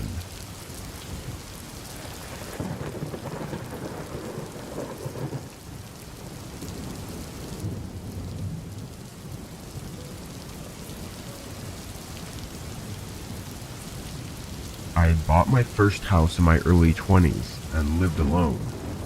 I was content and at peace living alone and decided to buy a house out in the country as opposed to the urban setting my apartment was located in. I had a few neighbors, but most kept to themselves, as I did as well. The house was a ranch-style home, which meant that there was no second floor, only a basement and first floor. The master bedroom was on the back side of the house, looking straight into the small backyard, and then nothing but woods beyond that. Since the basement was underground, the outside entry door had what is referred to as a bilko door, which is composed of two steel doors that swing out to each side, then a set of steps taking you down to a standard size entry door into the basement of the house. I normally do not keep those bilko exterior doors locked, especially in the summertime, in case I need to get into the basement from the backyard. During the winter though, I don't need to get in or out of the basement, so I lock those doors, and sometimes even in the fall as well. The first 2 years were quiet, peaceful, and enjoyable. I could walk out my back door and go hunting in the woods behind my house. I would get up in the mornings on days off and just open my garage door from sunrise to sunset with no issues at all with anyone coming around uninvited. I worked a rotating 12-hour day/night shift schedule, which was brutal to get used to. I often had trouble switching from night shift to day shift, either sleeping too much or not enough. But the work schedule repeated itself in a pattern, so it was nice to at least plan days off in advance. One particular night in December, I had just finished my 3 work days of night shift. It was hard trying to fall asleep at night on that first night off, but it was essential to get my body back to sleeping at night again, to change back to the day shift work schedule, which I needed for the following 3 days. This first transition night, I would typically sleep very lightly. It had been snowing outside since dark, which was around 5 p.m., and a few inches were already on the ground by the time I went to bed around 11 p.m., and I fell asleep within the hour. I woke up around 3 a.m., and the house was dead silent. I laid there in the complete darkness, hoping I would drift right back to sleep soon, but after just 2 to 3 minutes, I heard a violent banging right outside my bedroom window. I recognized the sound as someone trying to open the locked basement bilko doors. I jumped out of bed and ran down the long hallway to the opposite end of the house, where the rear sliding glass door was and the outside floodlight switches. I switched on the lights and looked out the sliding glass door toward the basement bilko doors. There was nobody there. I looked closer and could see fresh footprint tracks in the snow coming from the small path in the woods leading right up to the basement doors. There was no snow on the handle to pull the doors open, indicating that someone recently tried to open them. I saw a second set of footprints leading away from the basement doors with what is sometimes called a rooster tail, indicating someone ran as fast as they could away from the house. I stayed awake until almost dawn, leaving the floodlights turned on to the back side of the house. I decided to follow the tracks into the woods at daybreak, but the newly fallen snow and blowing wind had covered them up completely after I made it a few feet into the woods. I concluded whoever it was trying to break in probably heard my 240-pound body charging down the hallway inside the house, and they ran off into the woods before I was able to get to the sliding glass door and turn on the lights. I decided to not call the police since nothing was damaged or stolen. From that day on, I made sure to keep all the doors locked and no longer left the garage open all day unless I was working there. 8 years later, I sold the house without any further incidents occurring since that one particular event.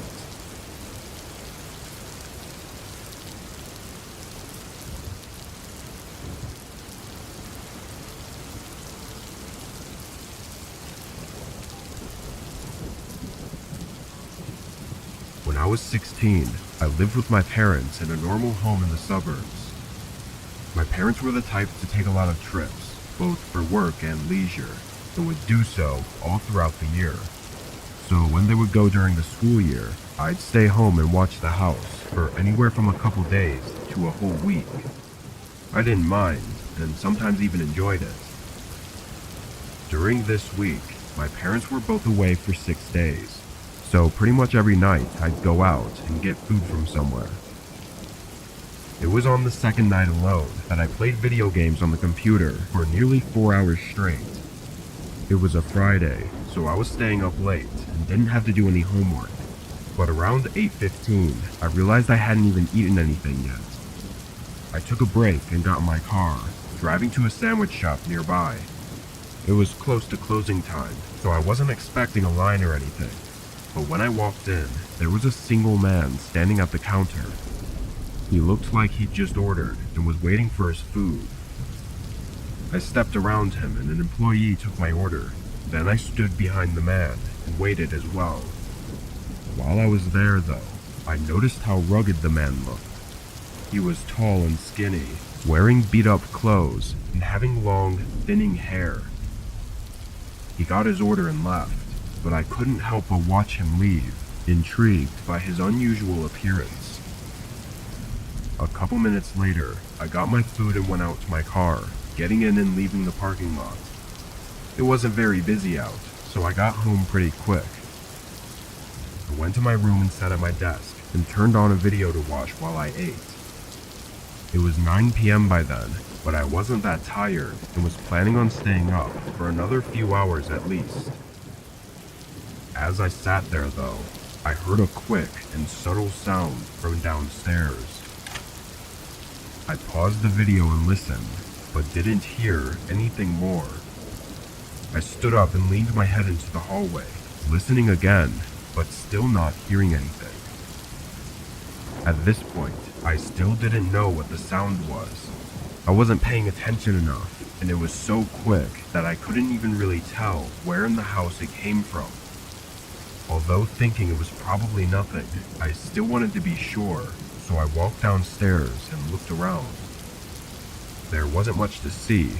Everything was just how it had been left. But as I walked past the front door, I realized what the sound was.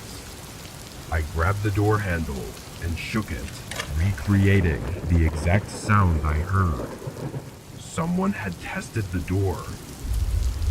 I quickly looked out the peephole, not seeing anything. Then I ran around to the back door. I scanned the backyard until my eyes fell on a figure. They were facing away from the house, standing at the door to the shed. He was tall and thin, and after a few seconds, I was almost positive that it was the man I'd seen earlier that night at the sandwich shop. Only a moment later though, he forced the shed doors open and stepped in. I took this as my chance to call the police, so I ran up to my room and dialed 911 as I watched the shed from my room window. The operator said officers were en route, but less than a minute later, the man rushed out of the shed holding several large tools. He hurried toward the house, heading straight for the back door.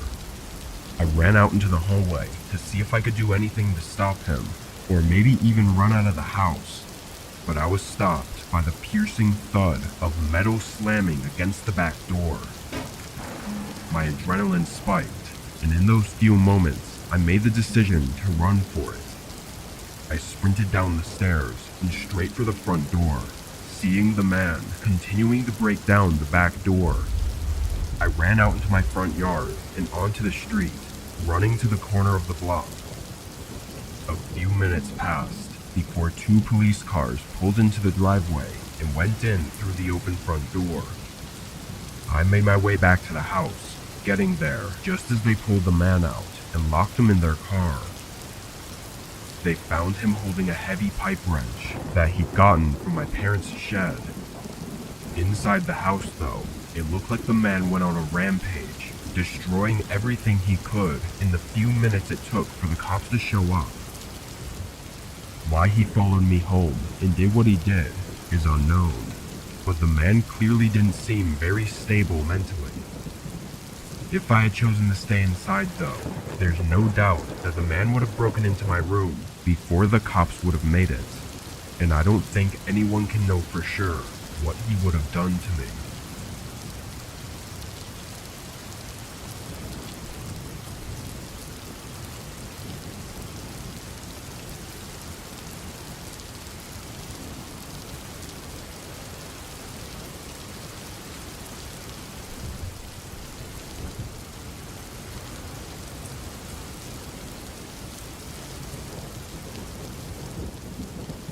For the past few years, I've been working 2 jobs and typically leave my house around 6 in the morning and don't get home until 10 at night.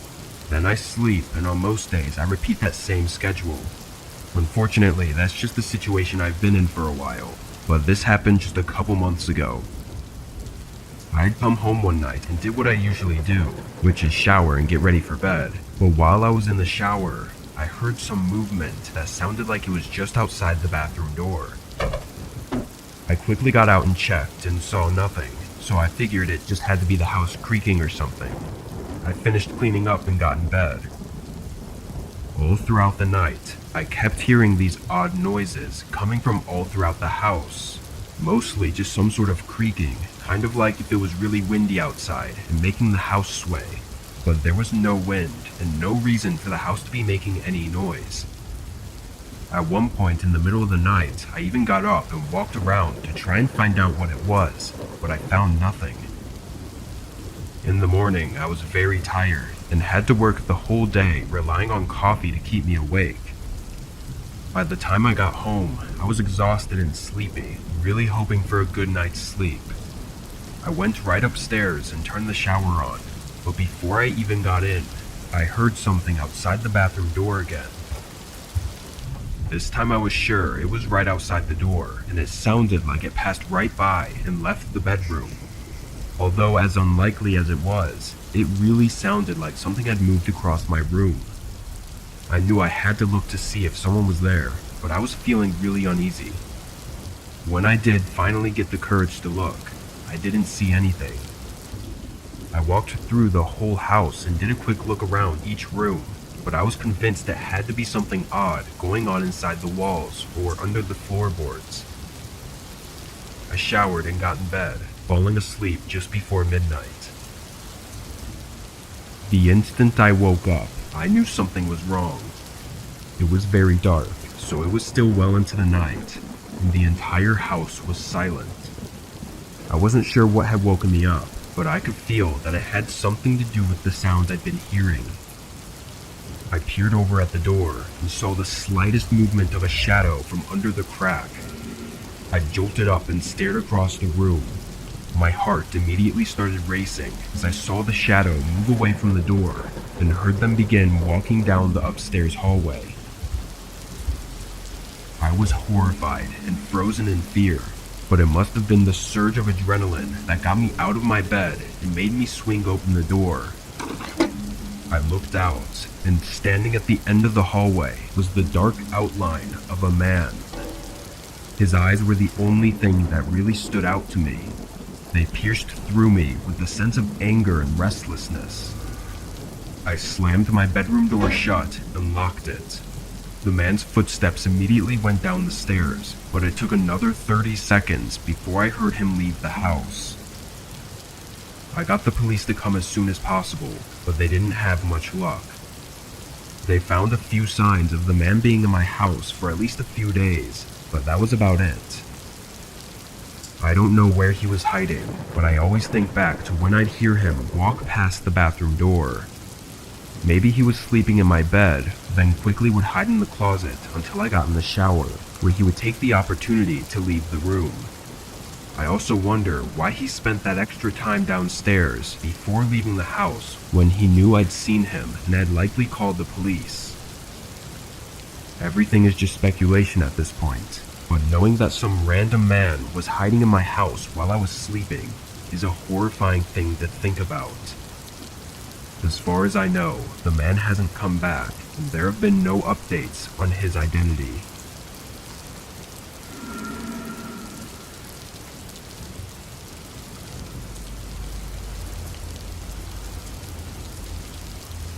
Last year I moved into a new house far from the city.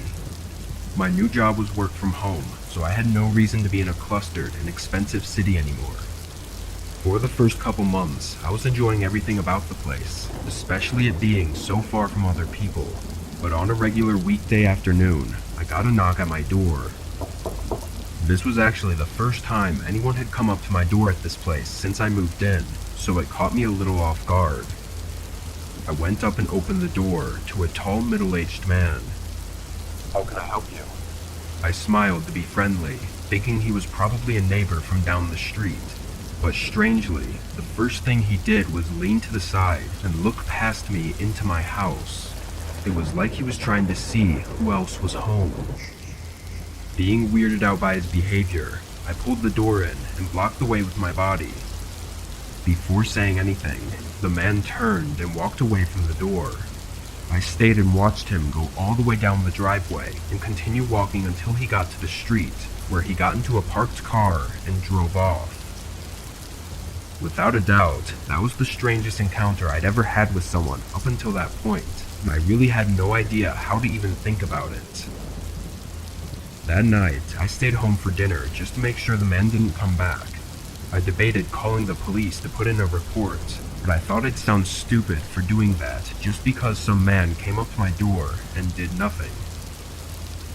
Around 9 p.m., I turned on the TV and tried to get myself more relaxed before trying to sleep. While I was on the couch though, I heard a voice speaking outside. I quickly muted the TV and listened. It was muffled, but I could make out at least two separate people talking somewhere in the back of my yard. I ran up to the back window and opened up the blinds. In the distance, I could see two figures walking across my backyard. One of them had a long tool or object in his hand, but the other one was too hard to see clearly. They walked between the trees in my yard until they reached the side of my house. I went over to the side window and tried to see where they went, but I lost track of them and they had stopped talking. I checked every window and still couldn't see or hear them anymore. The loud knocking at my front door made me jump and sent chills through my body. I walked up, trying not to make any noise, and looked through the peephole. There was one man dressed in dark clothing and wearing a hat that covered his eyes. He had to be one of the men I'd just seen, but where was the other? What do you want? I yelled, figuring they likely already knew I was home, or maybe I'd scare them away. The man stayed on the doorstep and looked over at the side of my house, then looked back at the door. After a few seconds, the lack of response started to terrify me. I went back to the living room to get my phone and call the police, but was interrupted by a loud smashing sound, followed by another and another. I looked across the hall and saw a man hitting a shovel against the back door. He saw me and looked at me for a second, then ran away. I was so scared, I hesitated on whether to call the police or try to find somewhere to hide. The best answer was obviously to do both, but my thoughts were interrupted again when I heard the side window getting hit. I got my phone and dialed 911 while the man continued to hit the window over and over. But just as the police picked up the phone, everything went quiet. and it stayed quiet until the police came. When they pulled in, I was surprised by a sudden commotion outside. It turned out to be the man at the door who had chosen not to leave, and after a closer look, it was the same man who'd come by earlier that day. Strangely, when the police detained him, he refused to say anything about the other man that was with him. He denied everything over and over, even though there were clear cracks and dents in the doors and windows. It was frustrating to listen to, and even weeks later, the man still refused to detail why he had come by my house twice that day, or who the other man was. Everything remains so unanswered that it still creeps me out to this day. Why was the man trying to break in so bad? And what purpose did the man at my doorstep serve to aid in the break-in? I moved away in the following months and have since only been hoping that it wasn't me they were after, or are still after.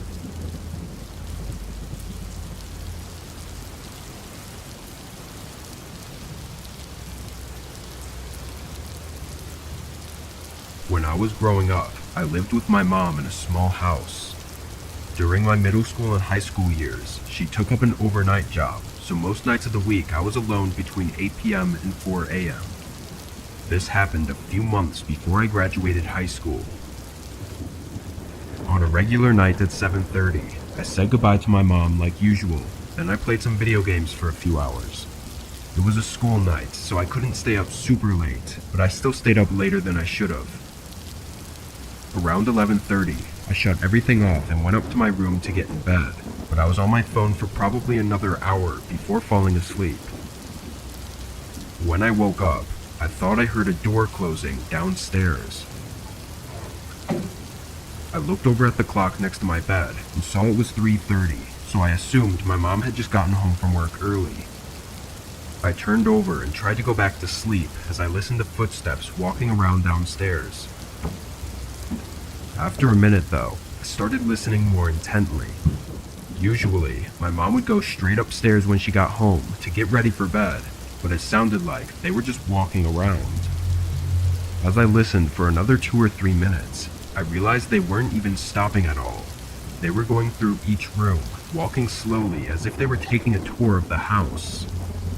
I started to get a little nervous that it might not be my mom and could be someone else.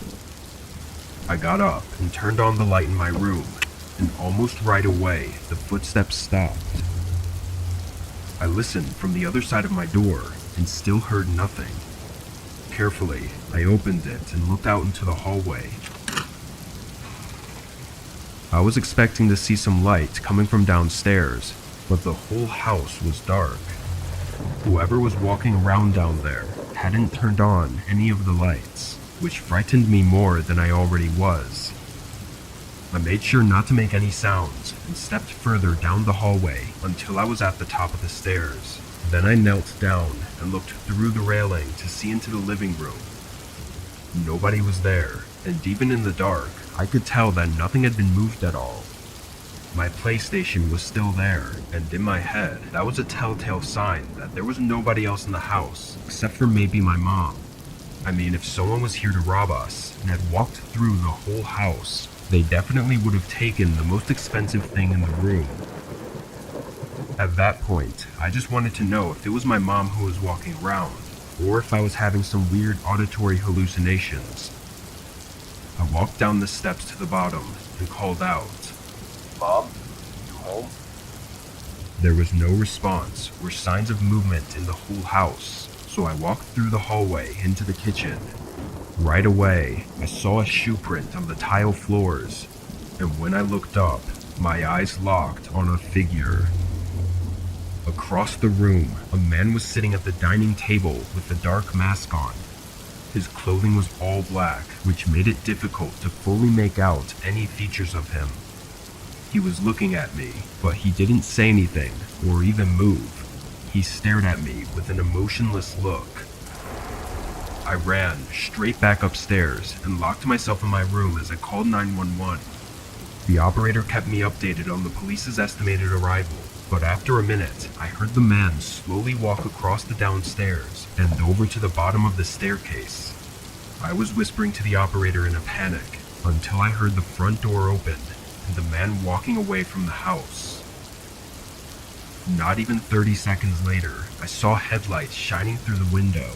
My mom pulled into the driveway and I ran outside to meet her and tell her what was going on.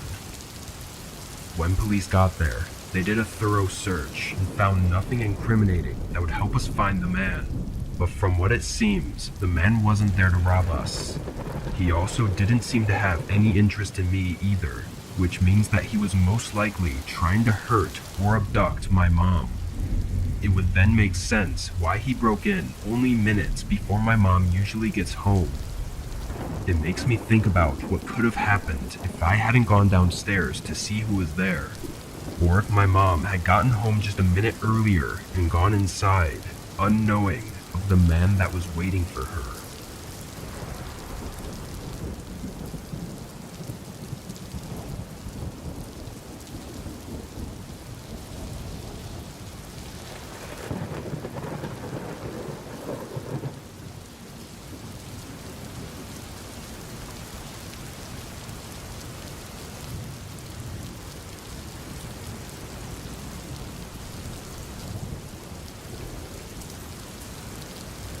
This was about 3 years ago. I was staying in a rental house while vacationing to see my brother. He lives 6 hours away from me, so I don't get to see him very often, and he only has a 1-bedroom apartment, which makes me have to stay elsewhere when I do see him. The house I rented out was really close to my brother's apartment. It was the same price as nearby hotels, so it was an easy choice to go for the house. I had gotten into town early in the morning and met up with my brother for lunch, then got some groceries and was back at the rental around 5 o'clock. The place didn't have a lot to offer other than a couch, TV, and bed, but for the price, I wasn't expecting too much. I stayed up until 9, then got in bed. It had been a long day, so I was looking forward to getting a good amount of shut-eye. I laid in bed awake for longer than I wanted, falling asleep after an hour.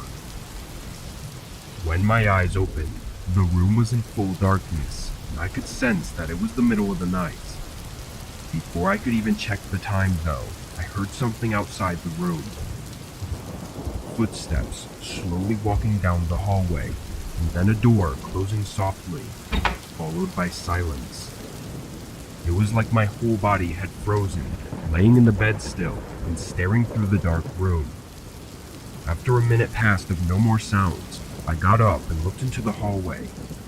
At the far end, I could see the front door, which I knew was the door I'd heard them close, but I didn't know if they were still in the house or if they had left. I quietly walked through the other rooms, not seeing anyone. Actually, the only sign of them having been here was the front door being unlocked. I didn't see any footprints or notice anything missing. After checking the locks on all the doors, I called 911. They came fairly quick, but didn't do much of anything. They said to make sure all the doors were locked and to contact the owner, but aside from their useless advice, they provided no intent to figure it out. I stayed up that night and waited until morning, unable to sleep. After calling the owner of the rental and discussing what had happened, I went to see my brother. While out, the owner let me know that he'd changed the pin code on the door, which did make me feel a lot better. I was out until late that day though, getting some dinner and drinks with my brother, and being dropped off at the rental sometime between 8 and 9. I went to the couch and sat down, feeling sleepy, but also feeling that nervousness again about the situation. Every time my eyes were about to close, my head would be filled with fear of the intruder coming back. Knowing I needed to sleep tonight, since I didn't get any last night, I decided to go through the house again and check the rooms in hopes to ease my mind. I walked around the living room and kitchen, then went down the hallway to the bedroom. I opened the closet and checked the attached bathroom, and just before I walked out, I heard footsteps running through the hallway toward the bedroom I was in. I swung around the corner and only caught a glimpse of a large man as he slammed the bedroom door shut. Then I heard his footsteps departing and going toward the living room, while I stood in place and just listened. He went all around the living room and kitchen, staying inside the house for probably 2 minutes before I heard the front door open and close behind him. Police came quickly after I called again, and this time the homeowner came by as well. The living room and kitchen looked like they'd been ransacked. The furniture was scattered all over, and the cabinets were all open, with the things inside them having been tossed over the floor. After a closer look though, the owner didn't see anything that was missing. It looked more like whoever that man was looking for something very specific and nothing more. I left the rental and got a hotel after that, and within a few days, I was never updated again about anything. I assume he was never found, but the situation has left me with a lot of questions. Something that really gets to me is that I had checked the entire house that one night, so where was he hiding? How long had he been in the house with me? Was he watching me? And what would have happened if I had fallen asleep on the couch?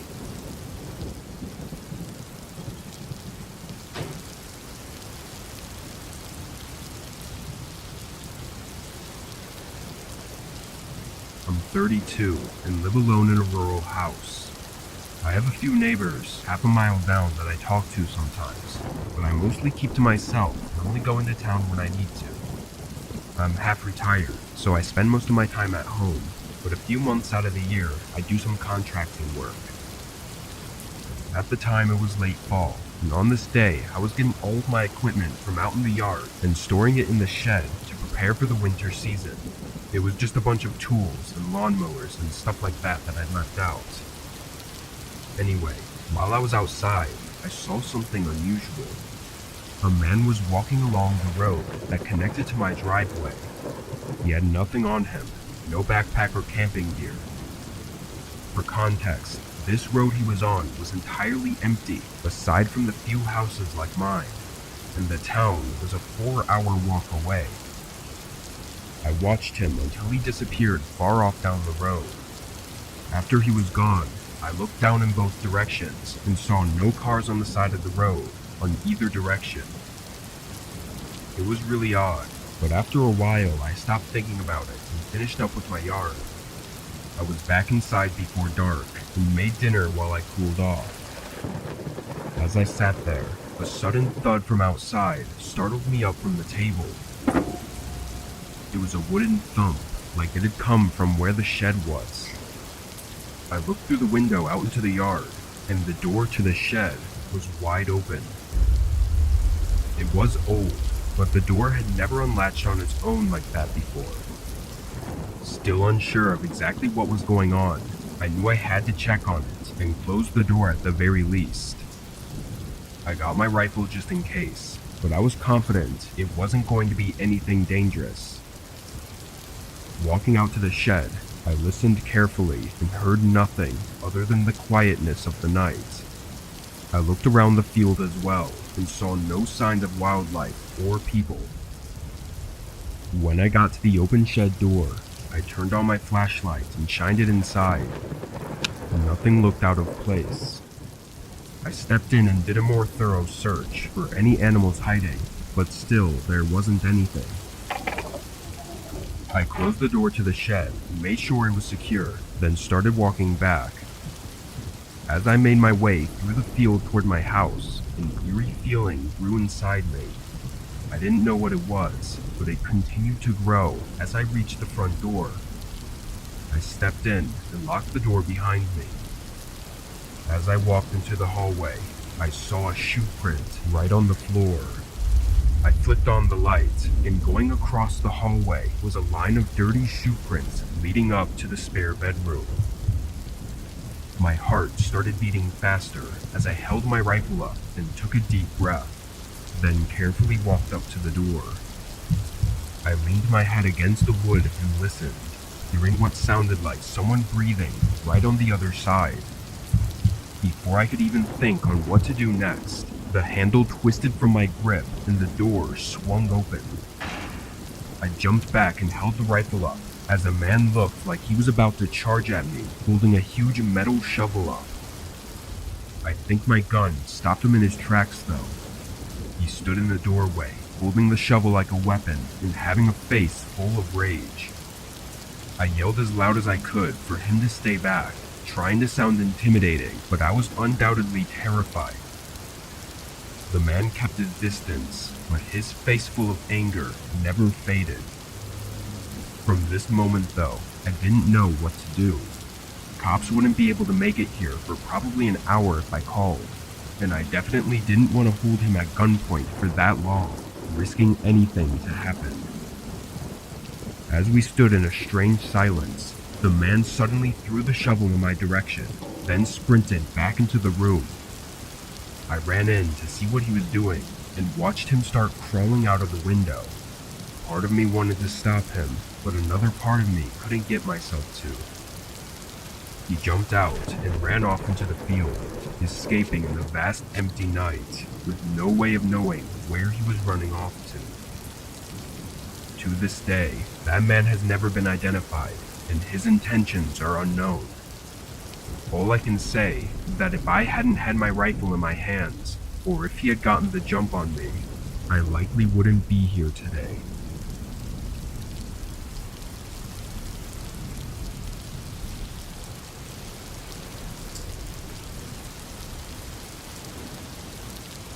I was 18 at the time. It was the beginning of summer, so I was off from school and I didn't have any job. The majority of my time was spent inside the house playing video games, watching YouTube or TV, or just relaxing. When this happened, my parents were out of town for a few days, leaving me with the house. This was a common thing and was never a big deal. Sometimes I'd invite friends over or whatever, but this night I was just enjoying the time to myself. I was watching a rerun of one of my favorite shows on Netflix, while also scrolling through my phone. It was late, I don't know the exact time, but I think maybe 11 or 12, when there was a knock at the front door. I paused the TV and went to see who it was. It almost didn't even register in my mind that it was so late, but thankfully it did before I carelessly would have opened the door.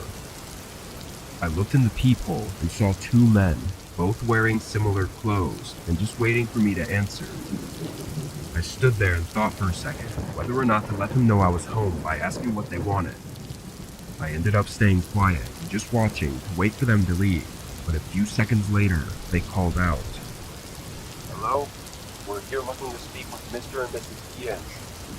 That was my parents they were referring to, though I changed the name for privacy.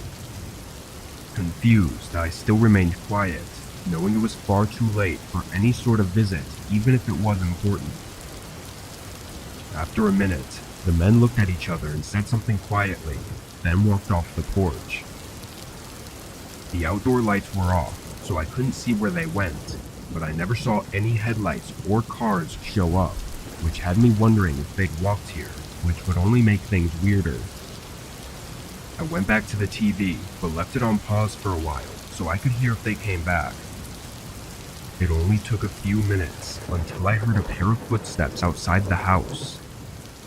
They went up to the porch, but instead of knocking like they did before, they started making their way around to the side of the house. I got up and ran to the back window as they got to the backyard. I saw them open the fence and enter, and I hid away from the window so I wouldn't be seen, but I could hear them go up to the back door. They started talking, then began messing with the door. I took this as my chance to get my phone and hide inside the garage. I called the police, explaining the possible break-in that was taking place, and after less than a minute, a loud pop sound vibrated through the house, and the back door slid open. Their footsteps went through the house and straight to the stairs, going up to the bedrooms. The door opened and they entered, then closed it behind them. But after that, there were no more sounds. I waited for a horrifying and slow 10 minutes in silence before the police pulled up to the house. When they did, there was a few quick footsteps upstairs, then the two men started arguing. A few officers came in through the back door and ran upstairs, while another came to the garage and helped me outside. The men didn't resist arrest, but they also didn't speak a word on why they were there. Despite weeks going by, and it being somewhat obvious that they weren't simply robbing the house. The only thing they could charge them with was breaking and entering. It scares me, though, that they seem to be looking for my parents, and it almost felt like they were going to wait upstairs for them until they came back from their trip.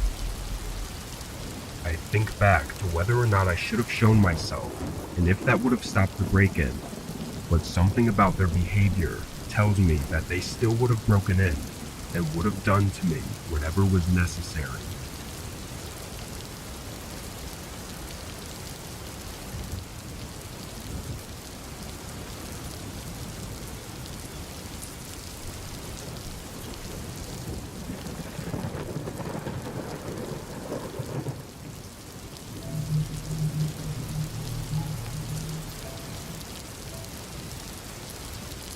I'm 34 and live alone in a rather large house. I was married and had kids, but I'd gotten divorced the year before. This house is meant for a large family, but I've never had the time to move out, so I just stayed. Being the only person in a large house, a lot of sounds resonate through the empty house all the time. The most common sound was from the air conditioner. It would make a hollow thud sound in the walls, which would then resonate through the house, sounding much louder than it actually was. Don't get me wrong, it was creepy at first, but I got used to it. Anyway, this happened on a Thursday night after I got home from a long day at work. I went straight upstairs and took my work clothes off to put something more comfortable on, then jumped on the bed and turned on the TV in my room. I didn't spend much time downstairs because I didn't need to. I had everything in my room, so the only time I would be downstairs for more than a couple minutes was if I was in the kitchen. I laid back and rested my eyes. After a moment, through the TV playing, I heard that familiar sound. I didn't even open my eyes, I just continued to rest. An hour later, somehow having not fallen asleep, I got up, getting hungry for dinner. I turned the TV off and opened my bedroom door, and almost on cue, that bang sound resonated again. I'd never recalled the AC making that sound more than once or twice a day, especially without touching the thermostat. I walked across the hallway to where the upstairs thermostat was. It was off, which means that it had been off all day. I wasn't fully scared yet though. My initial reaction was to try and figure out why the air conditioner was running while I had it off. I was really just upset that this inconvenience had to happen tonight. I went downstairs into the kitchen. The only thing I had left in my fridge was leftover pizza from a few days ago, so I set the oven and heated it up. I stood in the kitchen on my phone while I waited. Again, this time it was much louder and felt like it even shook the house. This was the moment I started to get scared. I hadn't convinced myself fully that this wasn't just the AC acting up, but other possibilities were starting to creep into my mind. Once the pizza was done, I ate quickly, then figured it best to go into the basement and check the AC unit. I didn't want to be creeped out the whole night. I just wanted to know what it was and be done with it. I opened the basement door and flicked on the lights. There was nothing special to this basement. It was unfinished and just had some old furniture, along with some boxes with seasonal decorations in them. I walked down the steps to the bottom, then walked over to the AC unit. I wasn't sure what to look for, so I was kind of just looking around for anything obviously wrong, and while I didn't find anything, I did notice that it was completely off. Nothing was running. It had to be something else, which was not giving me the peace of mind I was looking for. I started walking back to the stairs, planning to check some other rooms on the first floor, but just as I started walking, I saw a figure right under the steps. The lighting was dim, but his eyes gave away his position. The person was crouched down behind some boxes under the stairs. I knew he saw me looking at him, as we were making eye contact and I had completely stopped walking. In hindsight, I wish I had pretended to not notice and continued walking, but in the moment, I couldn't help my reaction. Once I snapped out of it, I sprinted up the steps and slammed the door behind me, locking it shut and putting a kitchen chair up against it. I didn't hear them following me, so I took it as a sign that they weren't here to fight. I called the police while standing next to the basement door in case they tried to escape.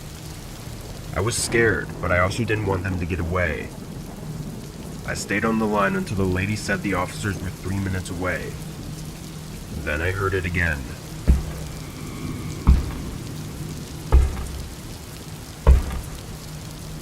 The person down there was hitting something. Over and over, heavy blows hitting something solid. It seemed like either the concrete floor or the wall. From the resonance of the hits though, it felt too heavy to not destroy the wall, so I assumed the floor, but I had no idea why. After maybe 20 hits, it went silent. Moments later, officers came to the door. They captured the man downstairs quickly, and he surprisingly looked like a very normal man. Regular clothes, well-groomed. Didn't really look like he would be someone to break into a home. The officers brought up 2 tools as well, a thick crowbar and a large hammer. After retaining the man and putting him in the car, one of them brought me into the basement to show me what was going on. In the far corner, opposite of the AC unit, there was rubble and plywood shards all over the ground. I don't know how I didn't notice it. On the wall, though, were huge indents of metal. It was almost unrecognizable, but it was a small, old safe that was built into the wall. The damage that was done to the wall safe looked insane, and I was shocked that it hadn't given in. It's funny though, because there was nothing in it. I do remember the seller mentioning it and giving me a code when we moved in, but I never bothered to stash anything in there. The officer I was talking to said they'd seen it before in a lot of the big homes around the area, as a lot of burglars go straight to the safe and often don't loot anything else in the house.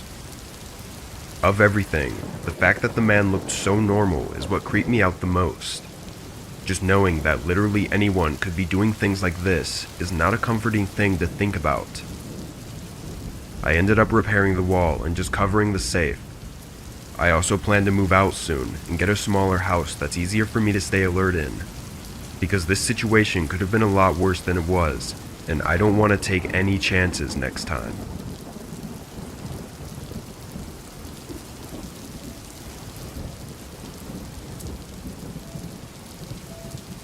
I was 16 at the time. My parents were away on a short vacation to celebrate their 20th anniversary. I acted sad when they left, but really I was super excited to be alone and have the whole house to myself. They left Friday morning after I went to school. When I got home, I made a quick snack with the food they left me, then went to the living room to play video games for the entire night. I had no school tomorrow, and nobody was home to tell me to go to bed, so I wanted to stay up as late as possible and enjoy the time I had. I was playing online with my friends for a while, but my buddies weren't as lucky as me, so at around 10 p.m., all of my friends had to hop offline. Come 11, or maybe closer to 12 even, my neighbor's dog started barking. They have a huge dog, so it was really loud, even though their house was a good distance away from mine. I kept playing, but through the headphones I could still hear the dog barking like crazy for what had been a whole 3 or 4 minutes. It was really late, so I was both concerned and annoyed. When I found a good time to pause my game, I got up really fast and looked out the side window over at their house. None of their lights were on, but their dog was still barking. I was pretty sure it was barking from inside the house, too. Then I saw a man walking through their yard and onto the sidewalk. It was dark and hard to see, and I didn't see where he came from. Knowing the dog was probably barking at the guy by their house, and seeing him walking away, I went back to playing my game. I played for 15 minutes or so before someone knocked on my door. It made me jump, but I was in the middle of a match, so I couldn't just get up. I kept playing, hearing the knocks continue. When the match ended, I took my headphones off and heard the knocks again. With my headphones off though, I realized it was coming from the back door, not the front door. Then I remembered how late it was and got really confused, but also a bit agitated. What could they possibly want from me this bad to be continually knocking on the door at midnight? I stood up, but then I decided I didn't want them to see me and thought that if they realized nobody was home, then they'd leave and come back some other time. And if they stayed, then I'd know something was wrong. All the blinds were closed, so I didn't have to worry about that. I sat back down and continued playing. No more knocks came for a while after that. I played until almost 2 a.m. I was really tired and my eyes were struggling from staring at the TV for so long. I took my headphones off and turned off the TV, then went upstairs to get in bed. I laid in bed for a few minutes maybe, not very long, when I heard something outside.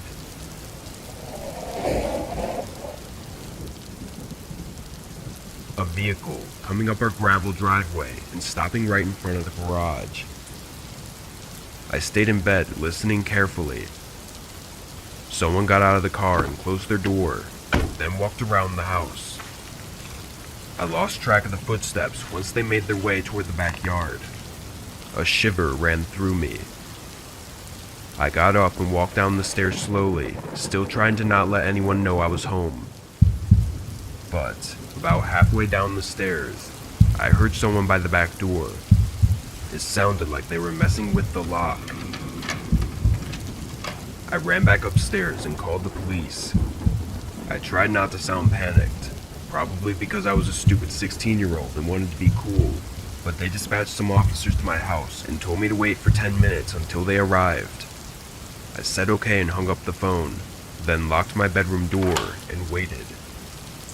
A minute later, there were a few noises coming from the back door. Then it opened. I heard someone walk in, then go into the living room. It sounded like they were taking things and putting them in a box. They moved quickly through each room downstairs, but after they went through the kitchen, they left, going back outside. I heard their car door open and close.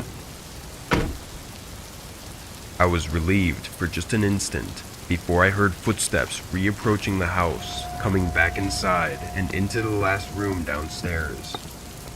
I guess they dropped the box off and came back for more. At this point, I was regretting not showing myself because the person downstairs really seemed to think nobody was home. He was making a lot of noise and was confident enough to come in for seconds. I was still sitting in my room, just listening to this horrible event taking place below me, when the footsteps started coming up the stairs. They went straight for my parents' bedroom, which was right next to mine.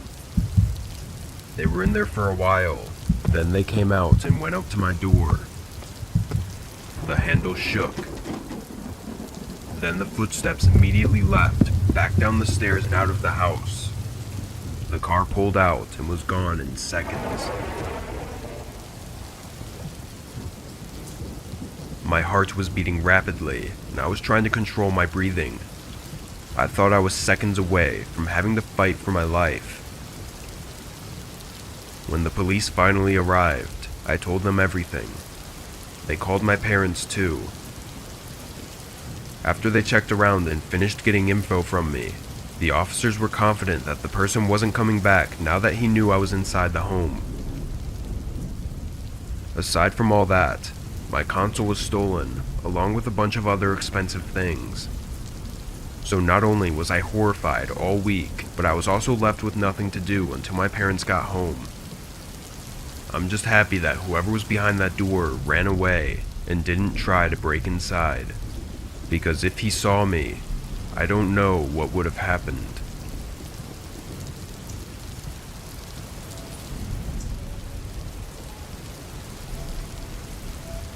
I work from home most days of the month. Sometimes I have to go into the office to pick something up or have an in-person meeting, but that would only be once or twice a month. Working from home is really nice, but I often find myself getting distracted easily. On this day, I had a lot to get done and not a lot of time to do it. I was focused, working on my laptop in the office, when the doorbell rang. I rushed over to the door and opened it a crack, seeing a man on my porch. Can I help you? I asked. Hi, I'm looking for Mr. Peters. The man said, smiling at me. That was my name, but I didn't recognize him. That's me. What did you need? The man said he had important information to discuss with me and asked if we could talk in more privacy inside the house. I first asked what the information was about, but he declined to give any details.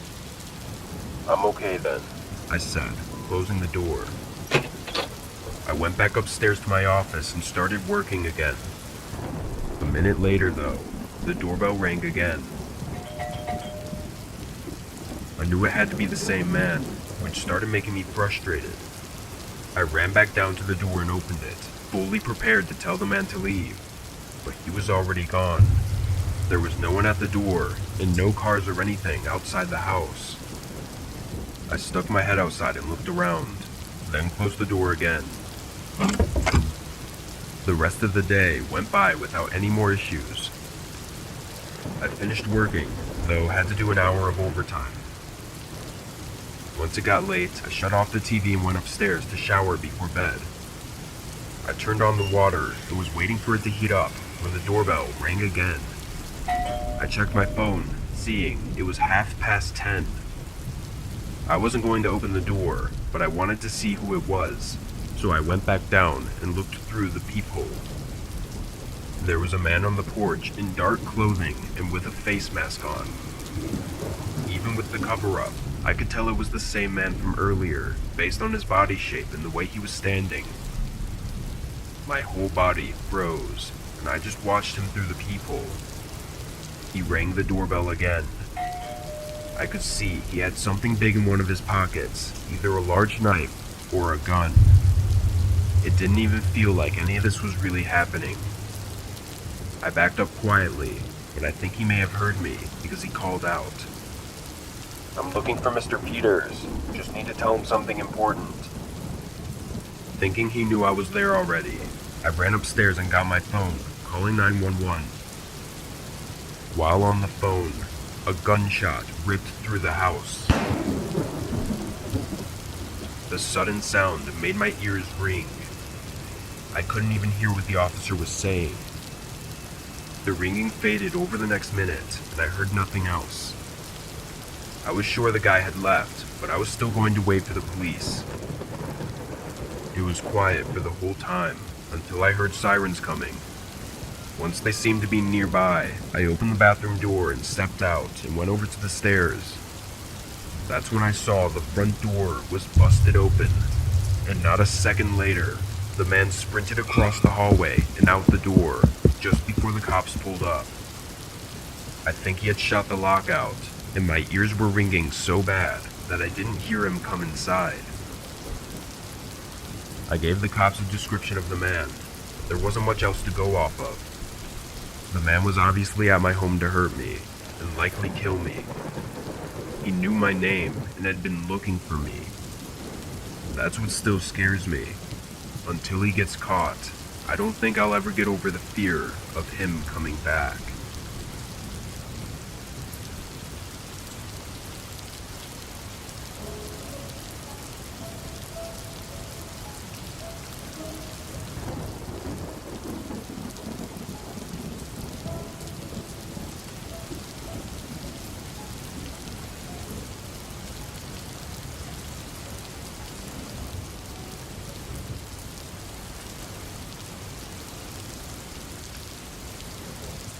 I lived alone in a small house in upper Wisconsin. It's in a small community with a couple dozen houses in the area, but it's a few miles away from town. I'd been living in that same house for about 4 years, and for the most part, I hadn't had any issues. I liked not being in a busy area, and just having trees surrounding the community. I worked a normal 9-to-5 job though, which meant driving into town most days and getting home around 6. This all happened last year, and afterwards, I sold my house and moved closer to town because the thought of it happening again still gives me chills.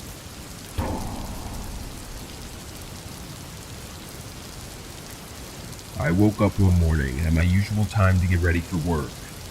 I got dressed and made a bowl of cereal, then drove into town. At 5, I started the drive back home. The sun was setting, and by the time I pulled into my driveway, it was dark out. I headed inside and dropped my bag on the kitchen chair, then started searching through the pantry for something to eat for dinner.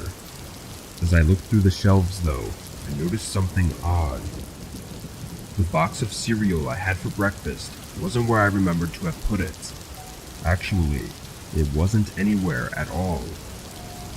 I looked around the kitchen for a minute, just really confused and thinking that I was losing my mind. I got frustrated after a bit and gave up, making a quick dinner and trying to enjoy the rest of the night. At 10 o'clock, my eyes were getting really heavy, so I turned off the TV and stumbled into the kitchen to fill up my water bottle before bed. Then I went over to the back door to turn off the back porch lights, but just before I switched them off, I saw something far back at the edge of the yard. A figure standing among the trees, just past the reach of the lights. I had no way to get a closer look, so I just stood there looking at them for a few seconds until I saw them walk away deeper into the forest. It was really strange and gave me chills, but I wasn't really sure what exactly even happened. I was more confused than anything. I switched off the lights and went to bed. In the morning, I got ready for work again and went downstairs. But when I opened the pantry, the box of cereal was there. The one that I thought had been missing. It was sitting right where I'd left it. I figured I just missed it somehow and quickly ate and went to work. All day though, I sat at my desk thinking about it. The more I thought of it, the more sure I was that it was not there yesterday.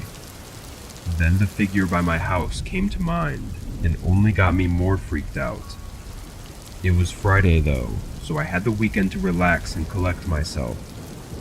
At 4, my boss let the staff go home early, which was a big relief for me because I couldn't focus anyways.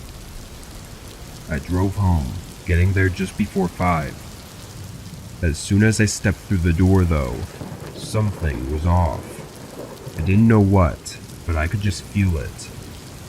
I walked into the kitchen and everything seemed to be in place. I froze. It came from the living room. Hello? I called out. It was quiet again. I stepped slowly to the entryway of the living room and scanned the room. I took a few more steps in and walked carefully through, checking behind everything. There was nothing, and no one. I went back by the front door, preparing to check upstairs, when I heard sudden footsteps shuffling through the kitchen. I turned my head and looked down the hallway. A man was standing at the far end, looking at me. It was like my brain and body just shut down for a second as we stared at each other. I spun around and swung open the front door. I heard his footsteps coming up behind me as I sprinted out of the house and ran all the way to my neighbor's house. They called the police for me and let me stay with them until they arrived. The man was of course gone by then, but they found one of the window hinges to be broken, allowing access to the home even when locked. They also found some disturbing evidence of the man having likely been spending hours inside my house, eating my food and everything. There was no way to tell how long it had been going on for. After that, I put my house up for sale and stayed with some relatives until I was able to move. I don't know if that man was harmful, or if he was just living in my house because he could, but I could never shake the sight of him standing at the end of my hallway, staring at me with those dead eyes.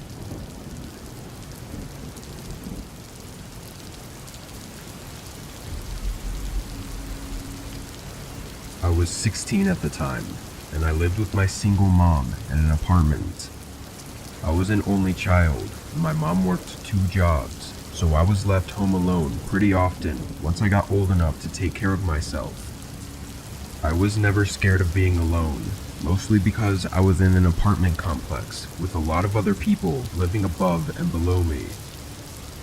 On this day, my mom was working both jobs, so when she got out of her first shift at 2, she went straight to her next shift that started at 3 and ended at 11. It was summer, so I was out of school. I didn't have a car or anything, so all I could really do was walk around or stay home. I spent most of my morning watching TV and even took a short nap. At 6, I was getting hungry for dinner. We didn't have much of anything for me to eat though, so I took some cash off the counter and walked to the grocery store. It was a 40-minute walk, but at least the weather was nice. I got something small to snack on, as well as a frozen meal, then started the walk back. It was already dark out, but the whole road home was well lit and not in a dangerous area, so I wasn't worried. I'd done this plenty of times before. Halfway back though, I recognized that a man walking a ways behind me was taking all the same turns as me. I picked up the pace, but I never seemed to lose him. The final road led straight to the apartment complex, and there was nothing else down there, but he still trailed behind me. I was nervous, but also aware that it was most likely just someone else who lives in one of the apartments. I got to the entrance and went up to my room. I knew everyone who lived in my complex, or at least what they looked like, so I knew that whoever that man was couldn't get inside, if he even was trying to follow me. I took my frozen meal out and started heating it up in the microwave. About a minute went by before I heard a buzz from the room below me, then from my room, and then the one above me. It was someone at the entrance door, requesting to be buzzed in. This was something people would do often if they forgot their keys. They would ring all of the rooms in hopes that someone would be kind enough to buzz them in. I waited for a moment, then heard the faint sound of the entrance door unlocking and opening. Someone let them in. I walked around and put my ear against the door, listening carefully. I heard a knock at one of the rooms downstairs, then someone answered.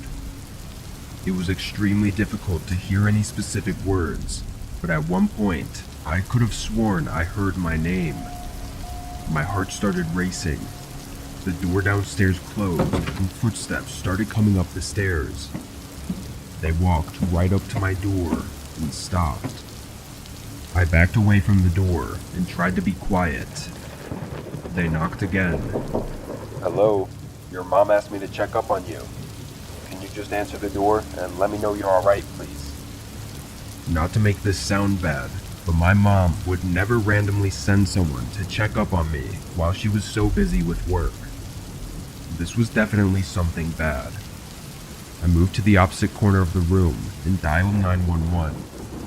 The man continued knocking and calling out for me as the police were on their way. At one point, he even started kicking the door as if trying to knock it down. I was terrified and locked myself in my room. Eventually, the knocking stopped. Officers showed up a few minutes later. The woman living in the room downstairs told the officers that the man said he was a babysitter and had asked her if she knew which room was mine. She said he knew my name and everything, so she didn't even think not to trust him.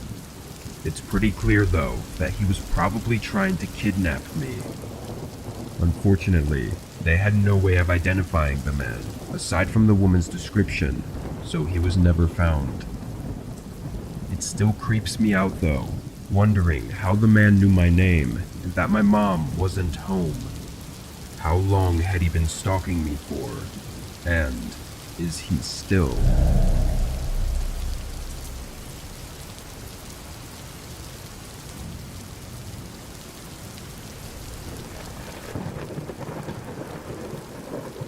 I'm a 31-year-old female, and this happened when I was 29, back in 2020.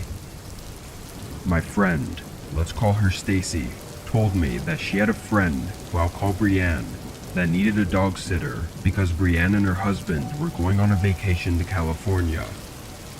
Stacy knew I dog sat on an app called Rover, which is an app where you house sit random strangers' dogs, walk them, you name it. I thought it was the perfect opportunity since I was in need of some cash. $200 to dog sit for 5 days. Why not, right? Brienne showed me around her house a week before I dog sat, while also letting me meet her huge husky named Bear.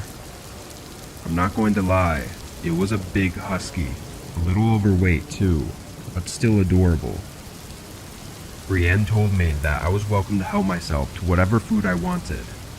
The front door also included a lock where you punch in a number code to get in, so it was pretty secure. So, a week rolls around, and I showed up later on a Friday night, not too long after Brienne and her husband left the house to go to California. Things were pretty chill for the first 2 days.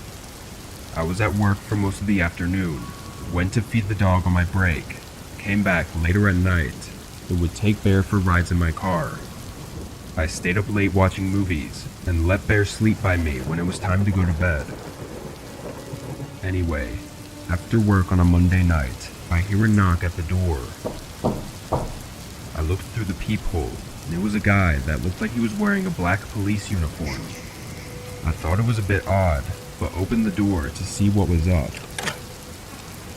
Hello, I'm looking for a George. He said. George? I thought.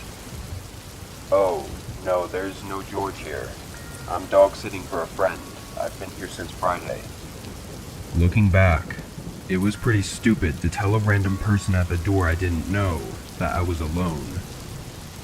Oh, okay. How long are you here? He said. Till Wednesday. I responded. Oh, that's cool. Okay, sorry to bother you. And then he left. I was slightly weirded out and locked the door. I texted Brienne about what just happened. She pretty much just said, "Oh, don't worry about it," and shrugged it off. I thought that was weird too.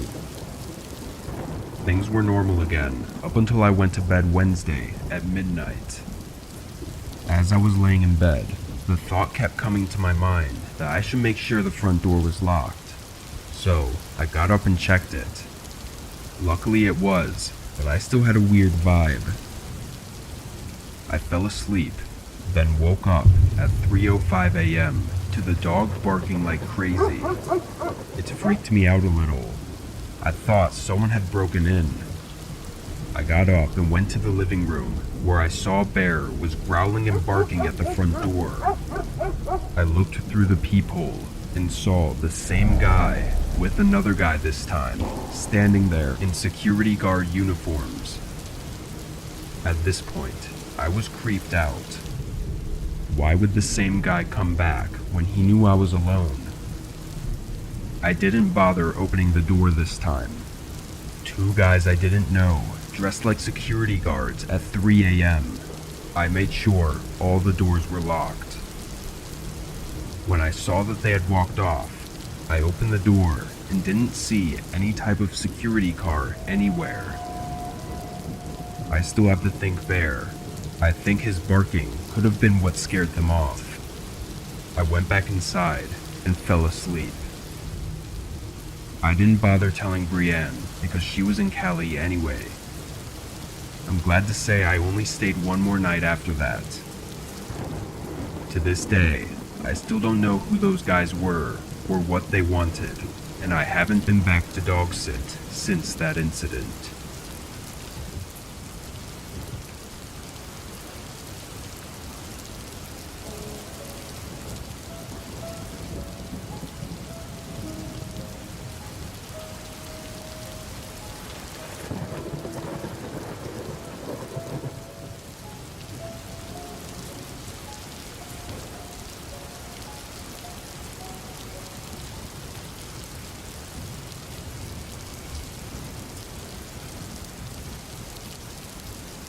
I work overnights as a gas station clerk in our small town.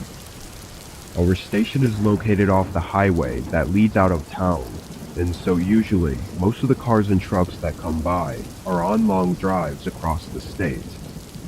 This makes most night shifts that I work to be unpredictable. Sometimes there would be a lot of cars and trucks coming through, but other times it would be mostly empty. This night was definitely on the slower side, but still had some cars stopping by every once in a while.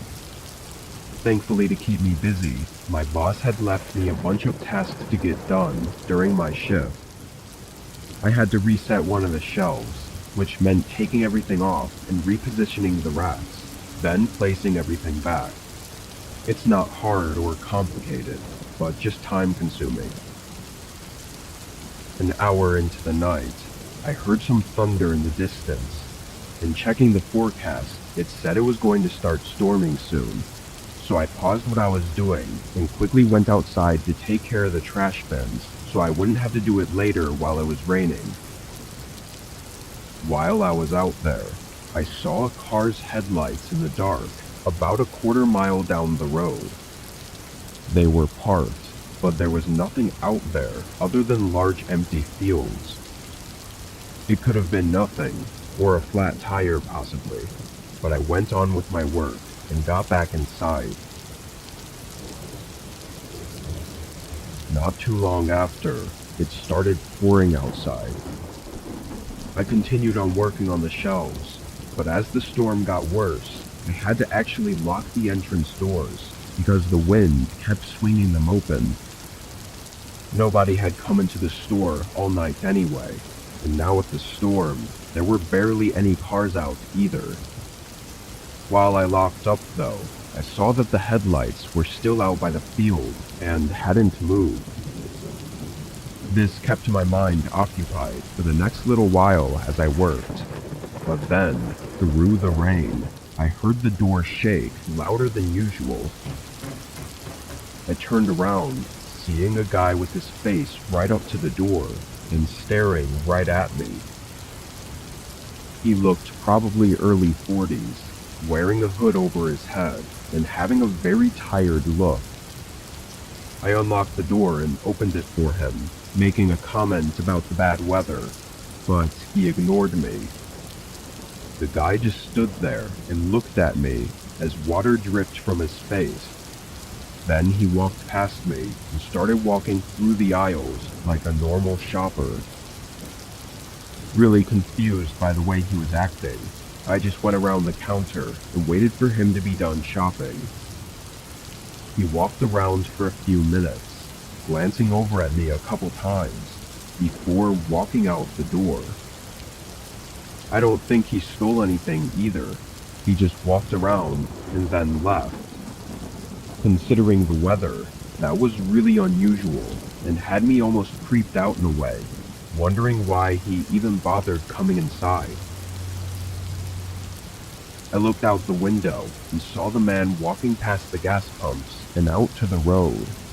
Then he stopped on the corner and waited. A moment later, the headlights down the road started moving, coming toward the gas station and stopping right next to the guy.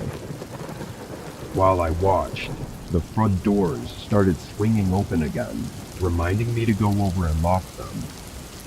I then watched from the door as the guy started walking back toward the gas station and the car followed, driving into the parking lot.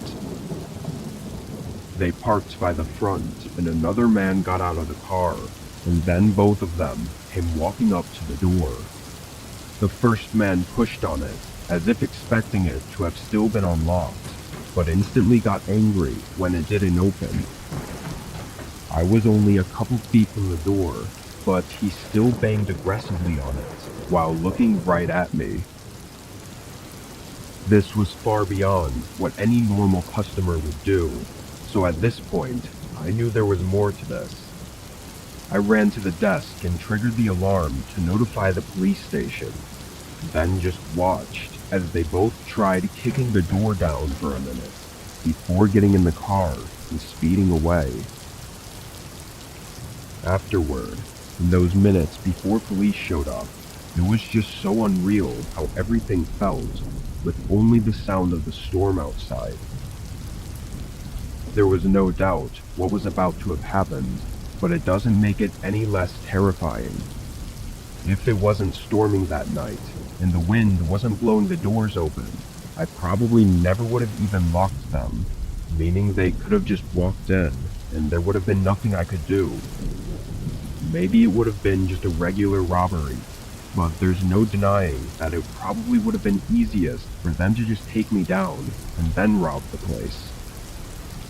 Unfortunately, they were never caught, so I still find myself getting nervous on every overnight shift.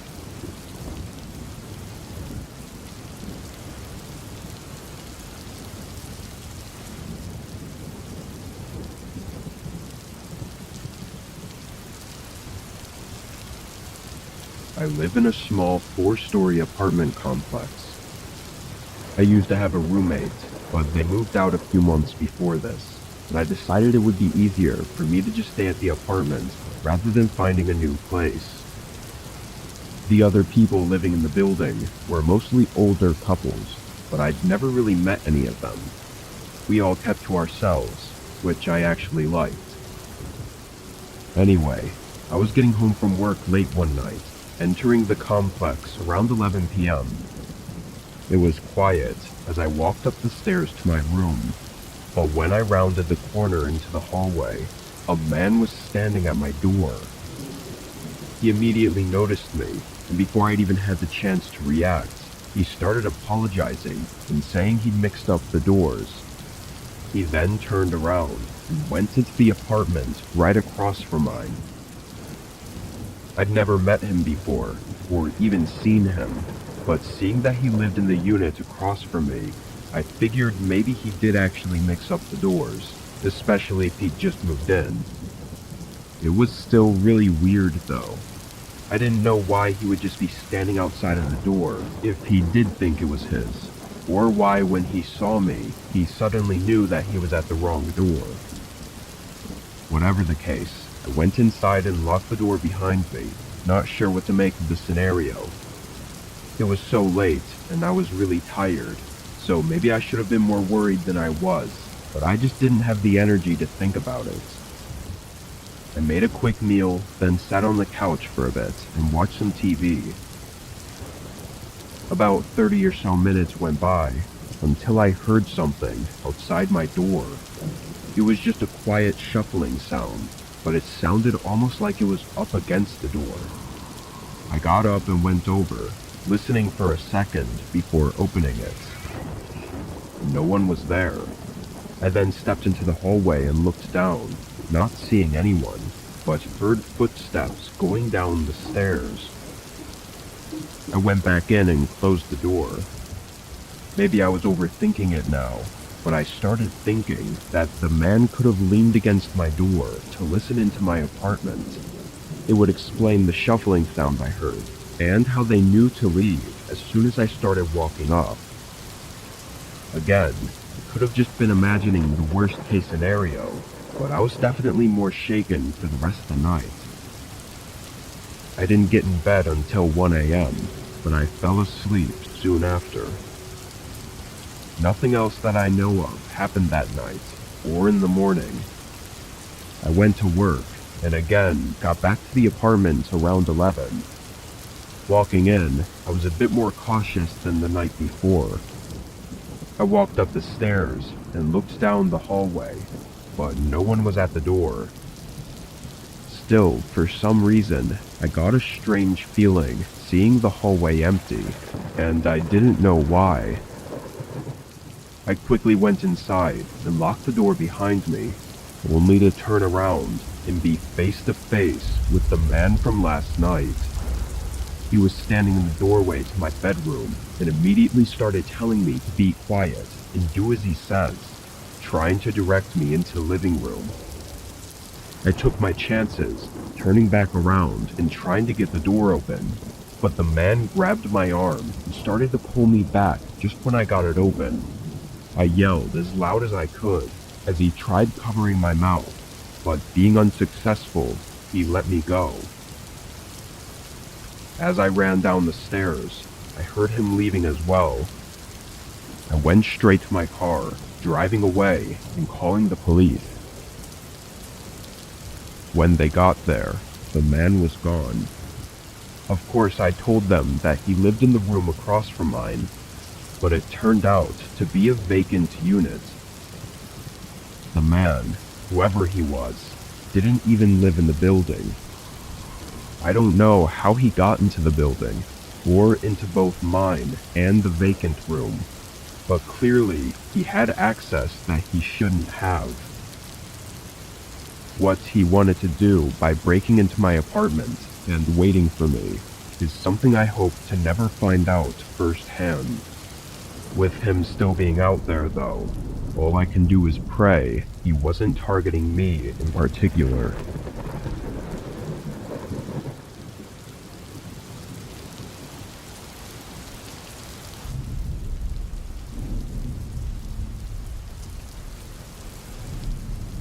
This happened a few months ago. I'm 32 and live in a small house alone. It was one of my days off of work, so I was at home trying to relax and enjoy the day.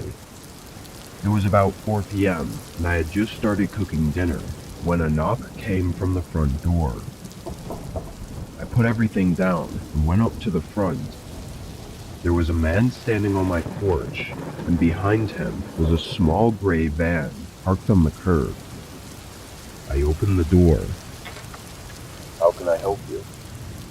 The man had a delayed reaction, but then said he was doing free home inspections in the neighborhood and wanted to offer me a free inspection for my house.